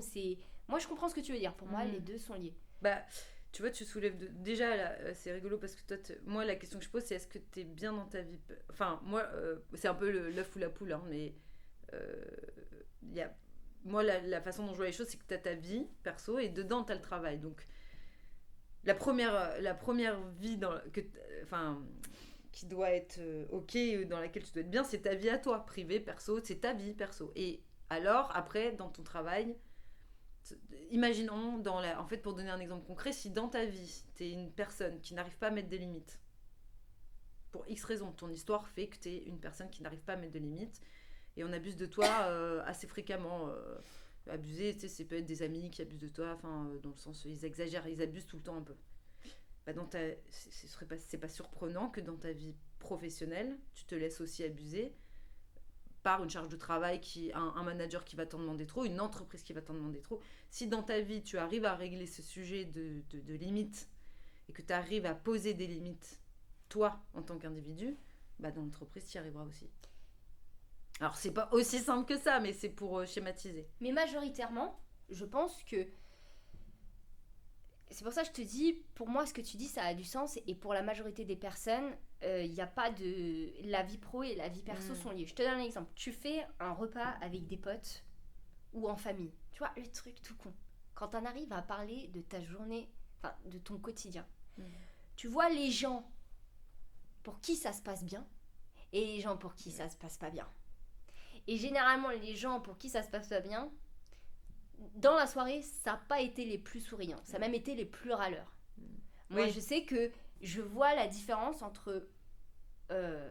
Après, je dis pas que tout va bien et... Tu sais, c'est fluctuant. T'as des moments de haut et des moments de bas. Moi, je sais que quand je vais pas bien dans ma vie pro, quand je suis sur des sujets pourris ou des trucs compliqués, des trucs qui me travaillent, il y a souvent, on me dit, Lina, ça va? Ouais, ça va. Enfin, mais tu vois, les gens, ils me posent, mais ça va dans la vie perso, tu vois. Ouais. Oui, ça va nickel dans ma vie perso. Tout va. Ah, mais t'es pas comme d'habitude. Ouais, ça me prend la tête au travail, il y a des trucs qui me travaillent. Donc, eux, ils ont vu déjà qu'il y avait un changement chez moi, qui était pas comme d'habitude. Et en fait, c'était dans ma vie pro, alors que je suis dans un environnement perso à ce moment-là. Et pareil, t'es dans un repas de famille ou dans un repas avec des potes, et ben tu vois pour qui ça se passe bien dans la vie pro et que ça a un impact sur la vie perso. Parce que quand ils sont avec toi dans la vie perso, ils vont avoir besoin de t'en parler, de se décharger, de trouver un certain bien-être, d'évacuer. Donc ça a forcément un impact sur leur vie perso. Donc quand tu dis on peut pas scinder les deux, ouais, je pense que t'as raison. Oui, et puis en plus, tu vois, tout à l'heure, là, tu me disais, s'il y en a qui arrivent, bah super pour eux. Bah en fait, je me dis, mais d'ailleurs, est-ce que c'est souhaitable ? Est-ce que c'est souhaitable de comme ça se déconnecter, d'être scindé, enfin... Quand t'es sur un job alimentaire, oui, je pense. Et encore, quand t'es sur un job alimentaire, que t'as pas envie de te lever, ça te saoule en fait. T'es saoulé, donc déjà, ta journée... Ouais, là tu soulèves une question... Elle est un peu foirée, tu vois. Non, mais tu soulèves... Ouais, c'est vrai, c'est sûr que peut-être que ça va me faire cogiter ça encore. Peut-être que je réfléchis un peu comme une enfant un peu gâtée qui a le... Enfin, comment dire ? Non, mais après, quand tu vas chez Vaste Programme, tu vas dans des entreprises où normalement les gens sont à des postes où ils ont plus ou moins envie d'être. Bah, alors justement, non. Ça, non. C'est-à-dire que, typiquement, là, j'essayais de discuter avec un RH dans une boîte...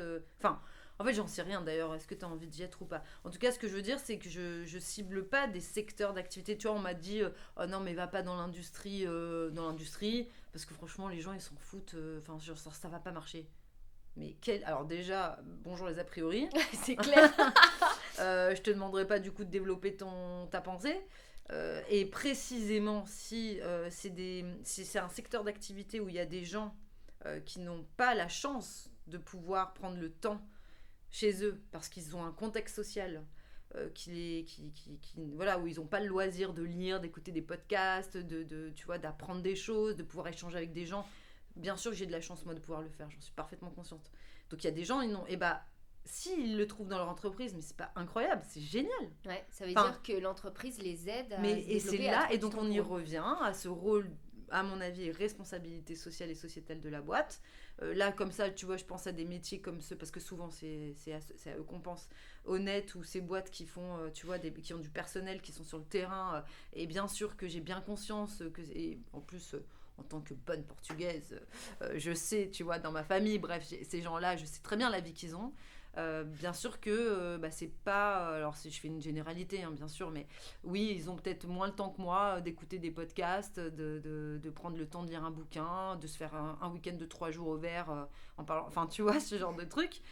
Et je trouve que c'est génial, et c'est aussi le rôle de la boîte de trouver un moyen de leur donner cet espace qu'ils n'ont pas dans leur vie personnelle, dans leur vie à eux, parce que voilà, en fait c'est créer un cercle vertueux.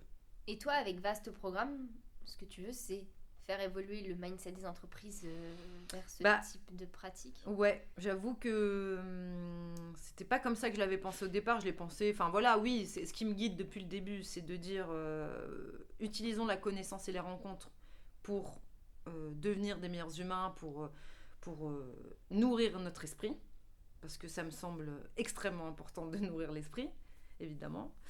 Et en fait, plus je réfléchis à ce projet et plus je dois trouver un discours qui fait sens. En fait, au début, j'allais me calquer justement sur les discours, tu vois, c'est sur les discours. D'ailleurs, des fois, on me dit QVT, RSE, nanana, oui. Ouais, mais ça, c'est mettre les choses dans des cases. Donc, je suis là, si vraiment tu veux mettre quelque part parce que ton cerveau a besoin, alors oui, peut-être qu'on va un peu dedans. Mais j'aimerais, et c'est ça qui m'intéresse, et du coup d'ailleurs merci de m'inviter, tu vois, sur ce podcast, parce que vraiment c'est ce genre d'échange que j'aimerais pouvoir avoir, et de débat en fait, parce que je dis pas que j'ai la vérité absolue, moi j'ai des convictions, mais évidemment, c'est ça, c'est cette idée-là. Oui, j'aimerais que les entreprises réfléchissent, en tout cas j'aimerais pouvoir réfléchir avec les entreprises sur ça. Je suis convaincue de tout ce dont on vient de dire là, et avec Vaste Programme, c'est un moyen d'incarner cette vision des choses. Donc, tu as quand même des entreprises qui vont te dire QVT, RSE... Alors, je vais me faire taper sur les doigts à dire ça, surtout en tant qu'RH. Moi, je suis pas trop... Ça, c'est comme la marque employeur, travailler ces trucs-là, tu vois. J'ai l'impression que ça devient un peu du bullshit, non ?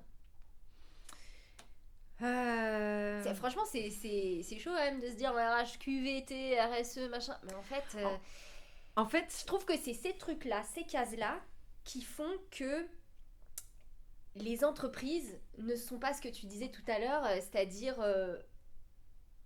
C'était quoi le mot que tu utilisais ? Oui, c'était sincère, et une intention sincère. Voilà. Pourquoi ? Parce que c'est une obligation. À partir du moment où tu fais les choses par obligation. Voilà. Alors, c'est comme toutes les obligations, on va dire, si on voit les choses du bon côté, ça t'aide à évoluer, à poser des sujets sur la table. Ça oblige les entreprises à y réfléchir. Après, en fait, ce que j'aimerais, c'est que les entreprises, elles se saisissent sincèrement du sujet. C'est-à-dire qu'il y ait une vraie... Enfin, genre réfléchir. Mais on est encore toujours pareil dans cet état d'esprit critique. De la même façon que, je sais pas... l'État met en place des lois pour obliger les gens à avoir ou ne pas avoir tel comportement. Bon, c'est bien si tu le fais en pilote automatique parce que on t'a toujours dit que c'était comme ça, la loi, t'as pas le droit, ok, super. Mais est-ce que c'est pas mieux quand même d'être intimement convaincu que de taper quelqu'un, ce n'est pas normal ? C'est sûr, mais en même temps, jamais t'as pas les règles, c'est l'anarchie. C'est ça, c'est pour ça que je crache pas sur tout, tu vois, ça t'élève, enfin... En fait, c'est toujours pareil, c'est de la même façon que nous, on a une responsabilité en tant qu'être humain. Alors, soit tu ne fais que bêtement appliquer une règle qui t'est donnée, soit tu réfléchis à cette règle. Et puis, par définition, tu peux aussi la remettre en cause. C'est comme ça aussi que la société, elle évolue. Parce que si on faisait que appliquer les règles qui nous sont données par des gens qui ont décidé que c'était comme ça, bon, pas ouf, quoi, tu vois. Donc, l'idée, c'est de nourrir vraiment cet esprit critique. Et les entreprises, elles-mêmes, il faut qu'elles se nourrissent leur esprit critique. L'idée avec Vaste Programme, tu vois, c'est qu'elles vont en plus... mais là, tu vois, je réfléchis, mais c'est trop bien parce que ça nourrit, ça nourrit vraiment mon... Enfin, en fait, si tu veux, l'idée, c'est qu'après, il n'y a pas évidemment que Vaste Programme pour le faire, même si quand même, à mon avis, c'est la seule solution. Mais... non, mais en fait, tu vois, si imaginons ensemble, on se dit, bah vas-y, on fait une série de rencontres Vaste Programme dans la boîte. Soit tu vas prendre un package que j'ai déjà fait parce que t'as pas le temps et puis ok c'est cool ça va vite, mais vraiment moi le produit que j'adore faire c'est de réfléchir ensemble pour se dire bah vas-y qu'est-ce qu'on fait comme type de série, c'est quoi l'enjeu, qu'est-ce que t'as envie de défendre comme valeur, et puis là, après bon et là c'est la patte Vaste Programme, c'est que sur une thématique on va pas l'aborder de la façon traditionnelle. Pas du tout comme une formation, pas du tout comme... Enfin, tu vois, on s'affranchit de ces trucs-là. Et on va trouver... Enfin, voilà, on va l'aborder différemment, plus pour toucher les gens ouais, dans leur cœur, quoi. Et autour de la table, tu mets la direction collaborateur mixé ou tu vises d'abord une strate de hiérarchie? J'aime pas trop ça. Mais... après, il y a la réalité de l'entreprise. C'est-à-dire que bien souvent, dans les organisations, c'est... porté par les RH, parfois par les personnes qui sont responsables de la RSE typiquement. Parfois ça va être porté par un DG. Oui, mais alors, sujet. En plus, j'en ai parlé hier avec Christophe. Les RH, c'est bien beau, on leur donne tous les sujets inimaginables. En fait, à chaque fois qu'on ne sait pas quoi faire d'un sujet, on le refourgue au RH. C'est magnifique. C'est génial. Mais... tu vois, par exemple, ce que je disais à Christophe, au festival RH, là où moi je me suis sentie à la fois chanceuse et en décalage, c'est que j'avais des RH qui étaient plus dans exécutant de ce que la direction attend. Là où moi, ma vision, c'est le RH d'aujourd'hui, on n'est même plus sur le RH de demain, on est même sur le RH d'hier avec tous les sujets sociétaux qui sont arrivés dans l'entreprise, parce qu'en fait c'est ça, hein, c'est l'environnement sociétal qui impacte les entreprises, c'est ton RH d'hier et d'aujourd'hui. Pour moi, ça doit être le binôme du CEO.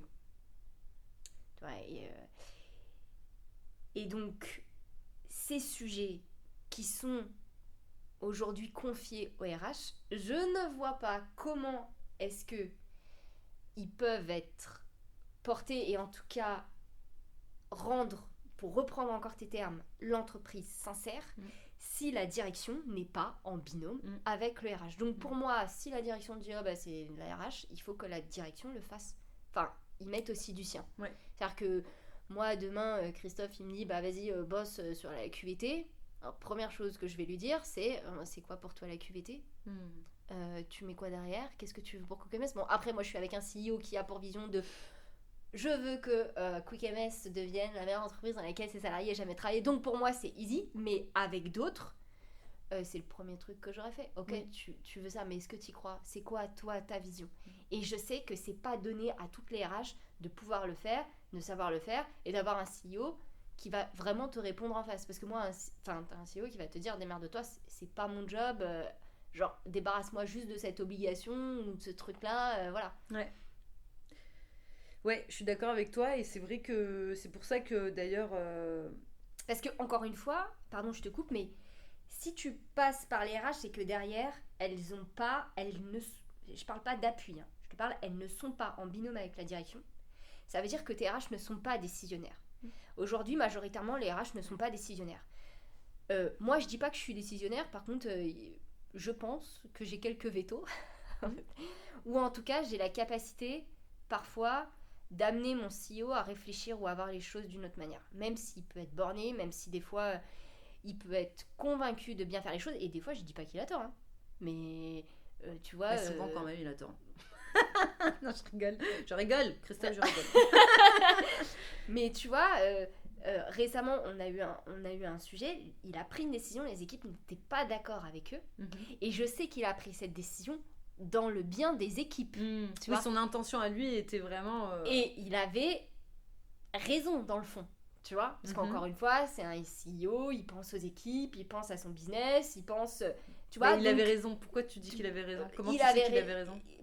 Parce que c'était ce dont on avait besoin, tu vois. D'accord. Et l'équipe était 100% contre.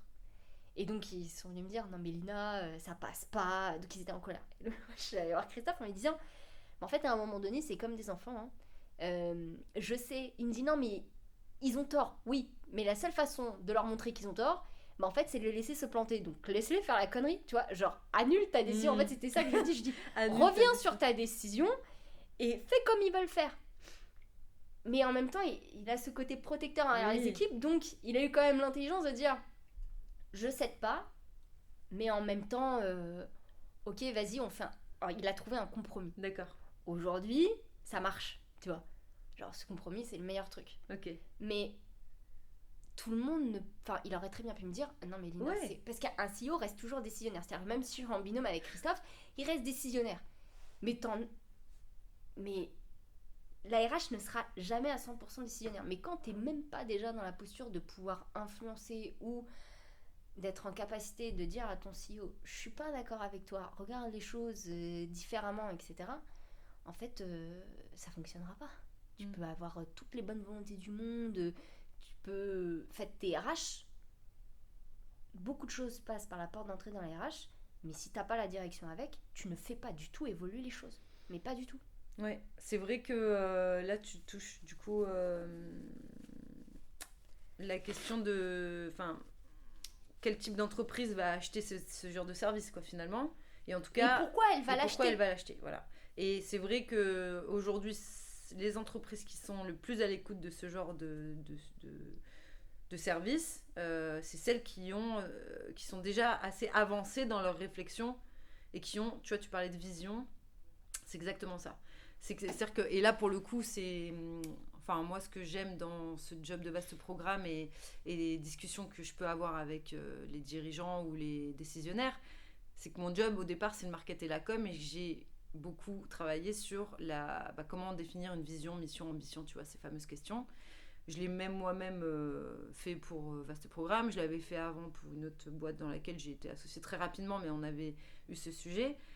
Et alors ça c'est un peu la cerise sur le gâteau, c'est-à-dire que au travers de vastes programmes, ça peut amener à ce genre de discussion avec ceux avec qui je vais bosser, je vais concevoir cette série de rencontres, où en fait je vais clairement, ça va forcément venir toucher la question de c'est quoi la vision que vous avez,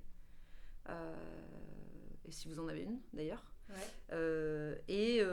Soit j'arrive dans une boîte qui a déjà fait ce travail, tu vois. C'est un peu comme quelqu'un qui a mené un travail de développement personnel, donc il est quand même déjà assez avancé, donc quand tu vas lui parler, il n'est pas encore à 100% parce que... Ouais, il y a la volonté. Tu vois, il y a la volonté, voilà, c'est ça. Et du coup, ok, je vais l'incarner comme ça, et puis c'est super, tu vois, je vais presque pas avoir à convaincre que c'est nécessaire. Et puis après, j'espère, et là ce serait super intéressant, tomber dans des boîtes où ça va questionner, tu vois, dire tiens c'est étonnant là cette façon de voir les choses, et pourquoi pas, et là ça peut être la première pièce, tu vois, qui fait réfléchir, un peu Inception, tu vois, qui apporte un truc, et voilà. Et moi en plus là pour le coup, tu vois, dans ce genre de projet, c'est encore là pour le coup, ça serait sur le gâteau même pour moi, c'est-à-dire que faire grandir une entreprise ou la faire réfléchir sur c'est quoi ma vision finalement, et c'est quoi et comment je l'incarne dans ma boîte. Après, est-ce que c'est la RH, est-ce que c'est le DG? Bien sûr que je pense que ça doit venir de la direction.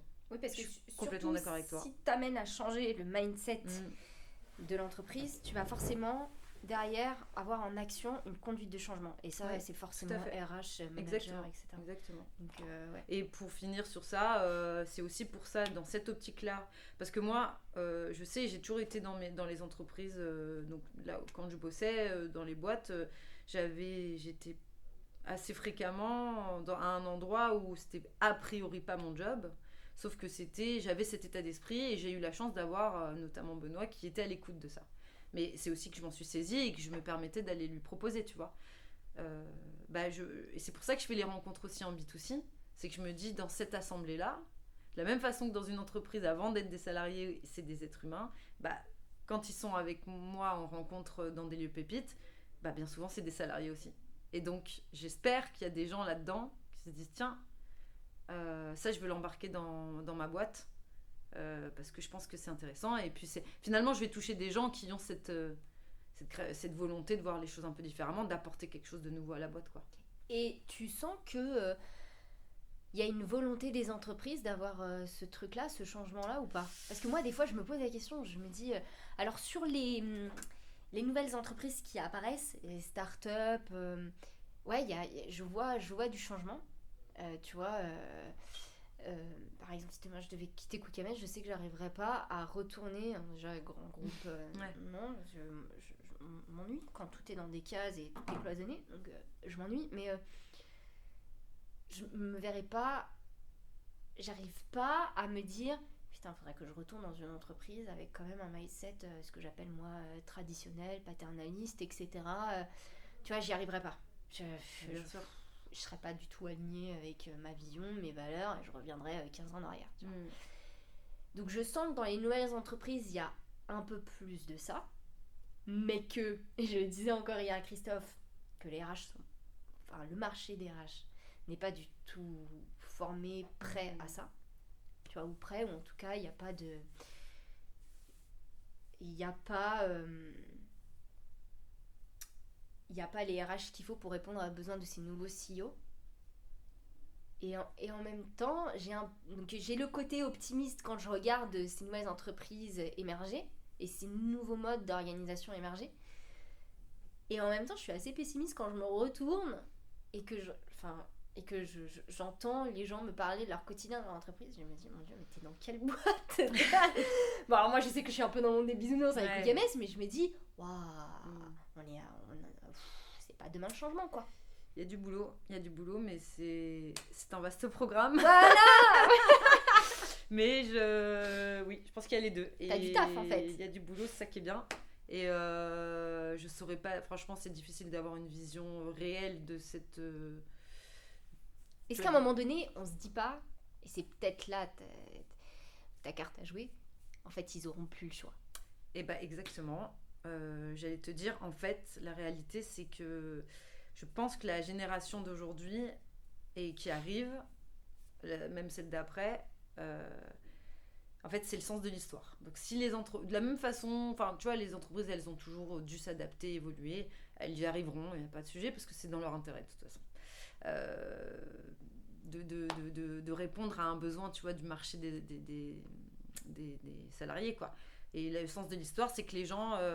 on a parlé de la quête de sens, etc. De la même façon qu'avant, c'était bullshit de faire du green juste en écrivant un logo vert. Après, on est passé sur le côté, c'est bullshit si tu dis que tu mets un baby-foot. Et en fait, j'ai l'impression, et puis ça m'arrange bien parce que c'est quand même mieux, que la société, notamment les nouvelles générations, et moi pour ça, je les remercie pour ça, c'est qu'elles obligent à se poser de la sincérité et de la réelle... En fait, elles obligent presque à être authentiques. Ça ne marche plus de mitonner, ça ne marche plus de... Et du coup, tu vois, moi c'est pareil, ça fait un peu bondir les gens, mais moi ça me choque pas une jeune qui me dit, bah ouais, mais moi à 17h je me barre. Excuse-moi, oui, la nouvelle génération, elle a compris que les générations d'avant se sont tuées au travail et que elle, sa vie, c'est pas de se tuer au travail. Est-ce qu'on peut en vouloir à ces gens qui veulent juste vivre une meilleure vie? Je crois pas.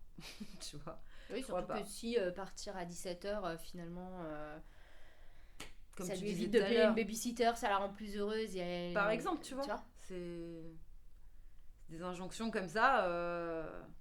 Après moi je suis un peu les horaires tu sais, j'avais un quand j'étais chez, je sais pas si j'ai le droit de nommer le nom de l'entreprise, je vais le dire. Quand j'étais chez Zeus, je partais à 17h30 parce qu'en fait j'allais à la salle de sport et que voilà. Et donc, je pense que ça faisait 2 mois que j'étais là, 2-3 mois. Mon CEO me dit, ouais Lina, est-ce que tu trouves ça normal que ma RH ne soit plus là à partir de 17h30, là où ses équipes partaient à 18h, tu vois. Moi, je lui dis, bah, ça dépend. Soit je suis là pour te faire un travail, soit je suis là pour te faire des horaires. C'est ça. Si tu veux que je te fasse des horaires, je suis là de 9h à 18h. Si je suis là pour te faire un travail, ça veut dire que le jour où tu auras besoin de moi à 22h ou à 6h du matin, je serai là aussi. Et là, il m'a dit, non, je préfère que tu me fasses un travail. Bah voilà. Et la vérité, c'est que, à force, quand tu connais bien ton CEO, que tu connais un peu sa personnalité, c'est qu'il y a des jours où je savais, en fonction des sujets qu'il avait, je savais qu'il allait pas dormir de la nuit ou quoi. Quand il arrivait à 7h, moi j'étais déjà au bureau depuis 6h30. 6h, 6h30, et il était bien content de me trouver. Et ouais, bah, En fait, je pense que c'est là tout l'enjeu. C'est de se dire, ok, vous allez peut-être être choqué que quelqu'un se barre à 17h, mais le jour où vous aurez besoin de lui, vous serez bien content de le trouver. Bah déjà, effectivement, il y a ça. Et puis, en fait, qu'est-ce qui te dérange au fond, c'est quoi le problème que la personne, elle a envie de faire ses horaires. Enfin, bah, bon, c'est la mentalité entre la présence, entre tu fais acte de présence et alors que moi je connais plein de personnes qui font acte de présence et ils font 2 fois moins que des gens qui sont là. Et puis, tu sais, j'avais cette discussion aussi avec et pourtant un gars de mon âge qui disait bah ouais, mais quand même, elle est engagée si cette personne, elle dépasse les horaires.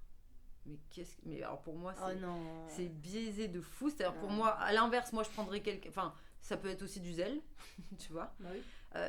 Enfin, tu prends 10 pauses par jour de 15 minutes, je peux te dire que c'est normal qu'à un moment donné tu dépasses tes horaires. Oui, il y a ça aussi en plus, tu vois. Mais c'est ça en fait pour moi ça n'a pas de sens ce truc. Et en tout cas, une personne qui va être capable de me dire moi, excuse-moi, mais ma vie personnelle, ma vie est importante. Donc je mets une limite au travail et parce que je veux être bien dans ma vie, mais c'est la garantie que cette personne-là, elle sera bien dans la boîte.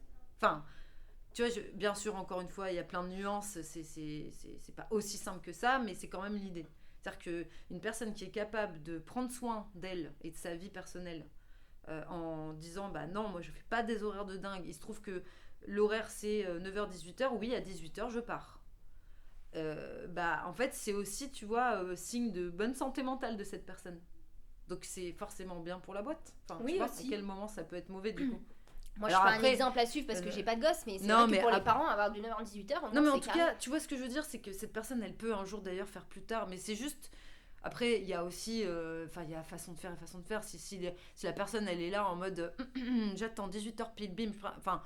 Il y a des tu le vois, si le problème il est. Mais là, il y a les générations d'aujourd'hui, c'est juste normal pour elles de. Bah ouais, excuse-moi, d'avoir une vie, quoi, en fait, tu vois. Et moi, je trouve ça plutôt sain, tu vois. Ouais, c'est pas métro, boulot, dodo, quoi. En tout cas, ils ont pas trop envie de ça. On va leur dire quoi ? Bah franchement, c'est con parce que vraiment, on s'est éclaté, nous, pendant des années à faire métro, boulot, dodo. Bah non, tout le monde s'est fait chier, on râlait tous qu'on avait une vie pourrie, machin. Et du coup, quoi, on va reprocher aux générations nouvelles de vouloir faire différemment. Enfin, oui, et puis surtout, pour eux, c'est pas un combo gagnant. C'est-à-dire que pour eux, ils ont pas le sentiment de...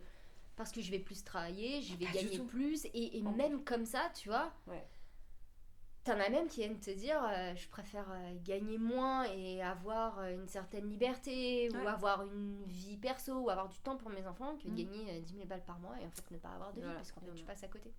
Alors pour ma culture perso, j'aimerais bien retrouver le... Tu peux tromper 1000 personnes, c'est comme ça que ça commence. Attends, alors, je te jure, depuis tout à l'heure, ça me travaille. Je te dis, ça va être... c'est dans un film qui s'appelle...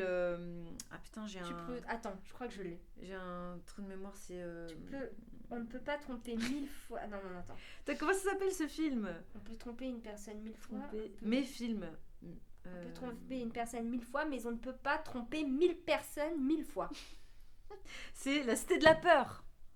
Putain, mais je l'ai pas vu ce film. Bah voilà. C'est quoi ? C'est même pas la peine, sors pas le podcast, ça sert à rien.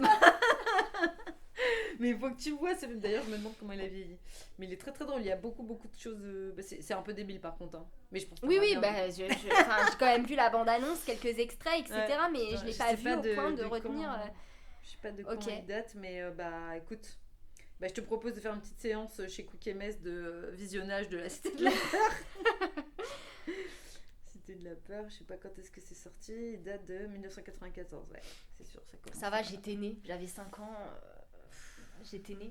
Attends, mais j'avais pas l'âge de regarder ça, 89. Ouais, ok. 89, ça craint. Enfin voilà. Bon. Donc vaste programme, t'as de gros chantiers. Et donc là, ça y est, ça a démarré ? Ah bah là, tu peux m'acheter ma prestation, hein, Ok. si c'est ça la question. Non, mais oui, bien sûr, ça a démarré. J'ai à la rentrée, enfin en janvier, en début d'année, j'avais fait les rencontres en B2C. Là, je relance les. Tu vois, à un moment, bref, j'arrivais pas trop à faire les deux, mais là maintenant c'est ok. Fin novembre, je vais organiser une B2C sur l'IA et l'art. Et puis en parallèle, il y a ma capsule IA sur l'IA. Et donc, il y a 3 rencontres: l'IA et l'art, l'IA et le sexe, et prompt party. Ah, c'est vrai qu'on n'a pas parlé de l'IA. C'est pas grave. Tout le monde en parle. L'IA et le sexe, Mm. c'est sur quoi ça? Et bah, je peux te donner, alors parce qu'on pourrait du coup en parler des heures, mais en gros, c'est comment l'industrie du sexe intègre l'IA. Et alors déjà, moi au départ, je savais même pas que c'était, tu vois, que l'industrie, typiquement les sextoys par exemple. Ouais. Dans certains sextoys, il y a de l'IA. Sérieux? Ouais. Ah, lesquels? On mettra la référence. Il y a ça, et après au départ, donc j'ai découvert ça en travaillant sur le sujet, mais au départ c'était plus sur l'aspect éthique, parce que du coup il y a des sites qui permettent, sous couvert que c'est de l'IA et que ce ne sont pas des vraies femmes par exemple, Peuvent tous se permettre. ils peuvent tous se permettre. Ah, waouh. Alors elle est où la limite? Comment on fait? Et là il y a des grosses questions. Ah oui, bah là on peut en débattre pendant 2 heures si Voilà. tu veux. Et typiquement, l'idée, c'est de se dire, ok, qu'est-ce que ça fout, ça, dans une entreprise? Bah, en fait, c'est juste que c'est une façon d'aborder le sujet de l'IA sur des choses qui sont dans le quotidien, dans ta vie. Et ça te fait prendre conscience à quel point c'est vraiment partout. Donc, celui qui te dit, bah, franchement, l'IA, je m'en fous, moi, je suis pas concerné, bah si, parce que... Indirectement, tu seras concerné. Bah, en tout cas, oui, il y a des sujets de société, tu es concerné, tu l'es déjà. Tu le sais, même si tu le sais pas, que tu le veuilles ou non, tu l'es déjà. Et et puis bon, l'IA et le sexe, c'est vrai que, tu vois, c'est particulier. C'est un univers, en tout cas, moi, au départ, c'est en discutant, tu vois, que j'ai rencontré des gens, on parlait de ça, et j'étais là, ah ouais, c'est un gros sujet, ça, quand même. Et tout le monde peut s'inscrire à ces capsules ou pas? Ah oui. Alors... c'est-à-dire s'inscrire. En fait, ce que j'appelle capsule, c'est pour les entreprises. Ok. Donc, en gros, une entreprise m'achète une capsule qui comprend 3 rencontres. Et donc là, l'idée, c'est l'entreprise déploie ça dans son entreprise pour ses salariés. Donc, sur la base du volontariat, maximum 30 personnes. Et puis, à nous de définir, en gros, est-ce que c'est une fois par mois? Est-ce qu'on fait... Punaise, j'avais réussi à pas éternuer jusqu'à maintenant. C'est vrai. Pardon. Et donc là, bon, tu vois, là, les capsules, c'est pour les entreprises. Donc, tout le monde peut... Alors après, ça dépend. Si l'entreprise... Enfin, ce serait quand même idiot parce que ce serait pas trop le sens de l'histoire. Mais l'entreprise, théoriquement, elle l'ouvre à tout le monde. Et elle dit, bah, tel jour, il y a l'IA et l'art. Tel jour, il y a l'IA et le sexe. Et tel jour, il y aura prompt party. Qui veut bien, vous vous inscrivez parce qu'il y a un nombre limité de personnes. Mais voilà. Et après, je décline donc l'IA et l'art. Et là, tout le monde peut s'inscrire, c'est 35 €. Alors, enfin, je dis 35, on va dire que c'est à peu près ça. Je suis en train de faire l'offre, mais parce que ça dépend en gros, bref, des coûts, tout simplement. Encore une fois, je gagne pas d'argent sur ces rencontres-là, mais il faut que je rentre dans mes frais. Et je sais pas encore où est-ce que je vais le faire à Marseille, mais voilà, dans un lieu pépite à Marseille. Et là, oui, tout le monde est bienvenu. Tu veux faire un coup de pub pour Bah rester là, au je pense programme? que j'en ai fait un là. Merci. Non, là, c'est bon. Là, je pense que c'était un sacré coup de pub, ouais. Ouais. Tu publieras ouais. et Écoute, on c'est publiera, voilà, moi je partagerai. Enfin, après, on s'écoutera quand même si on dit pas trop de bêtises. c'est Géraldine qui réécoute. Ah bah, elle va bien rigoler. GG, C'est Géraldine le sang. Voilà, et peut-être qu'elle me dira tu sais le moment où t'éternues, coupe. Ça Ok, marche. super. Et bah, Franchement, merci. c'était top. Ouais. Il y a Moi, autre chose j'ai que bien tu aimé. voudrais rajouter? Écoute, à part dire merci, à part dire on discute quand on veut de tout ça, micro, pas micro, dans un café. Grave. Voilà. Avec plaisir. Merci Merci. Lina. Trop cool. Je veux pas te câlin.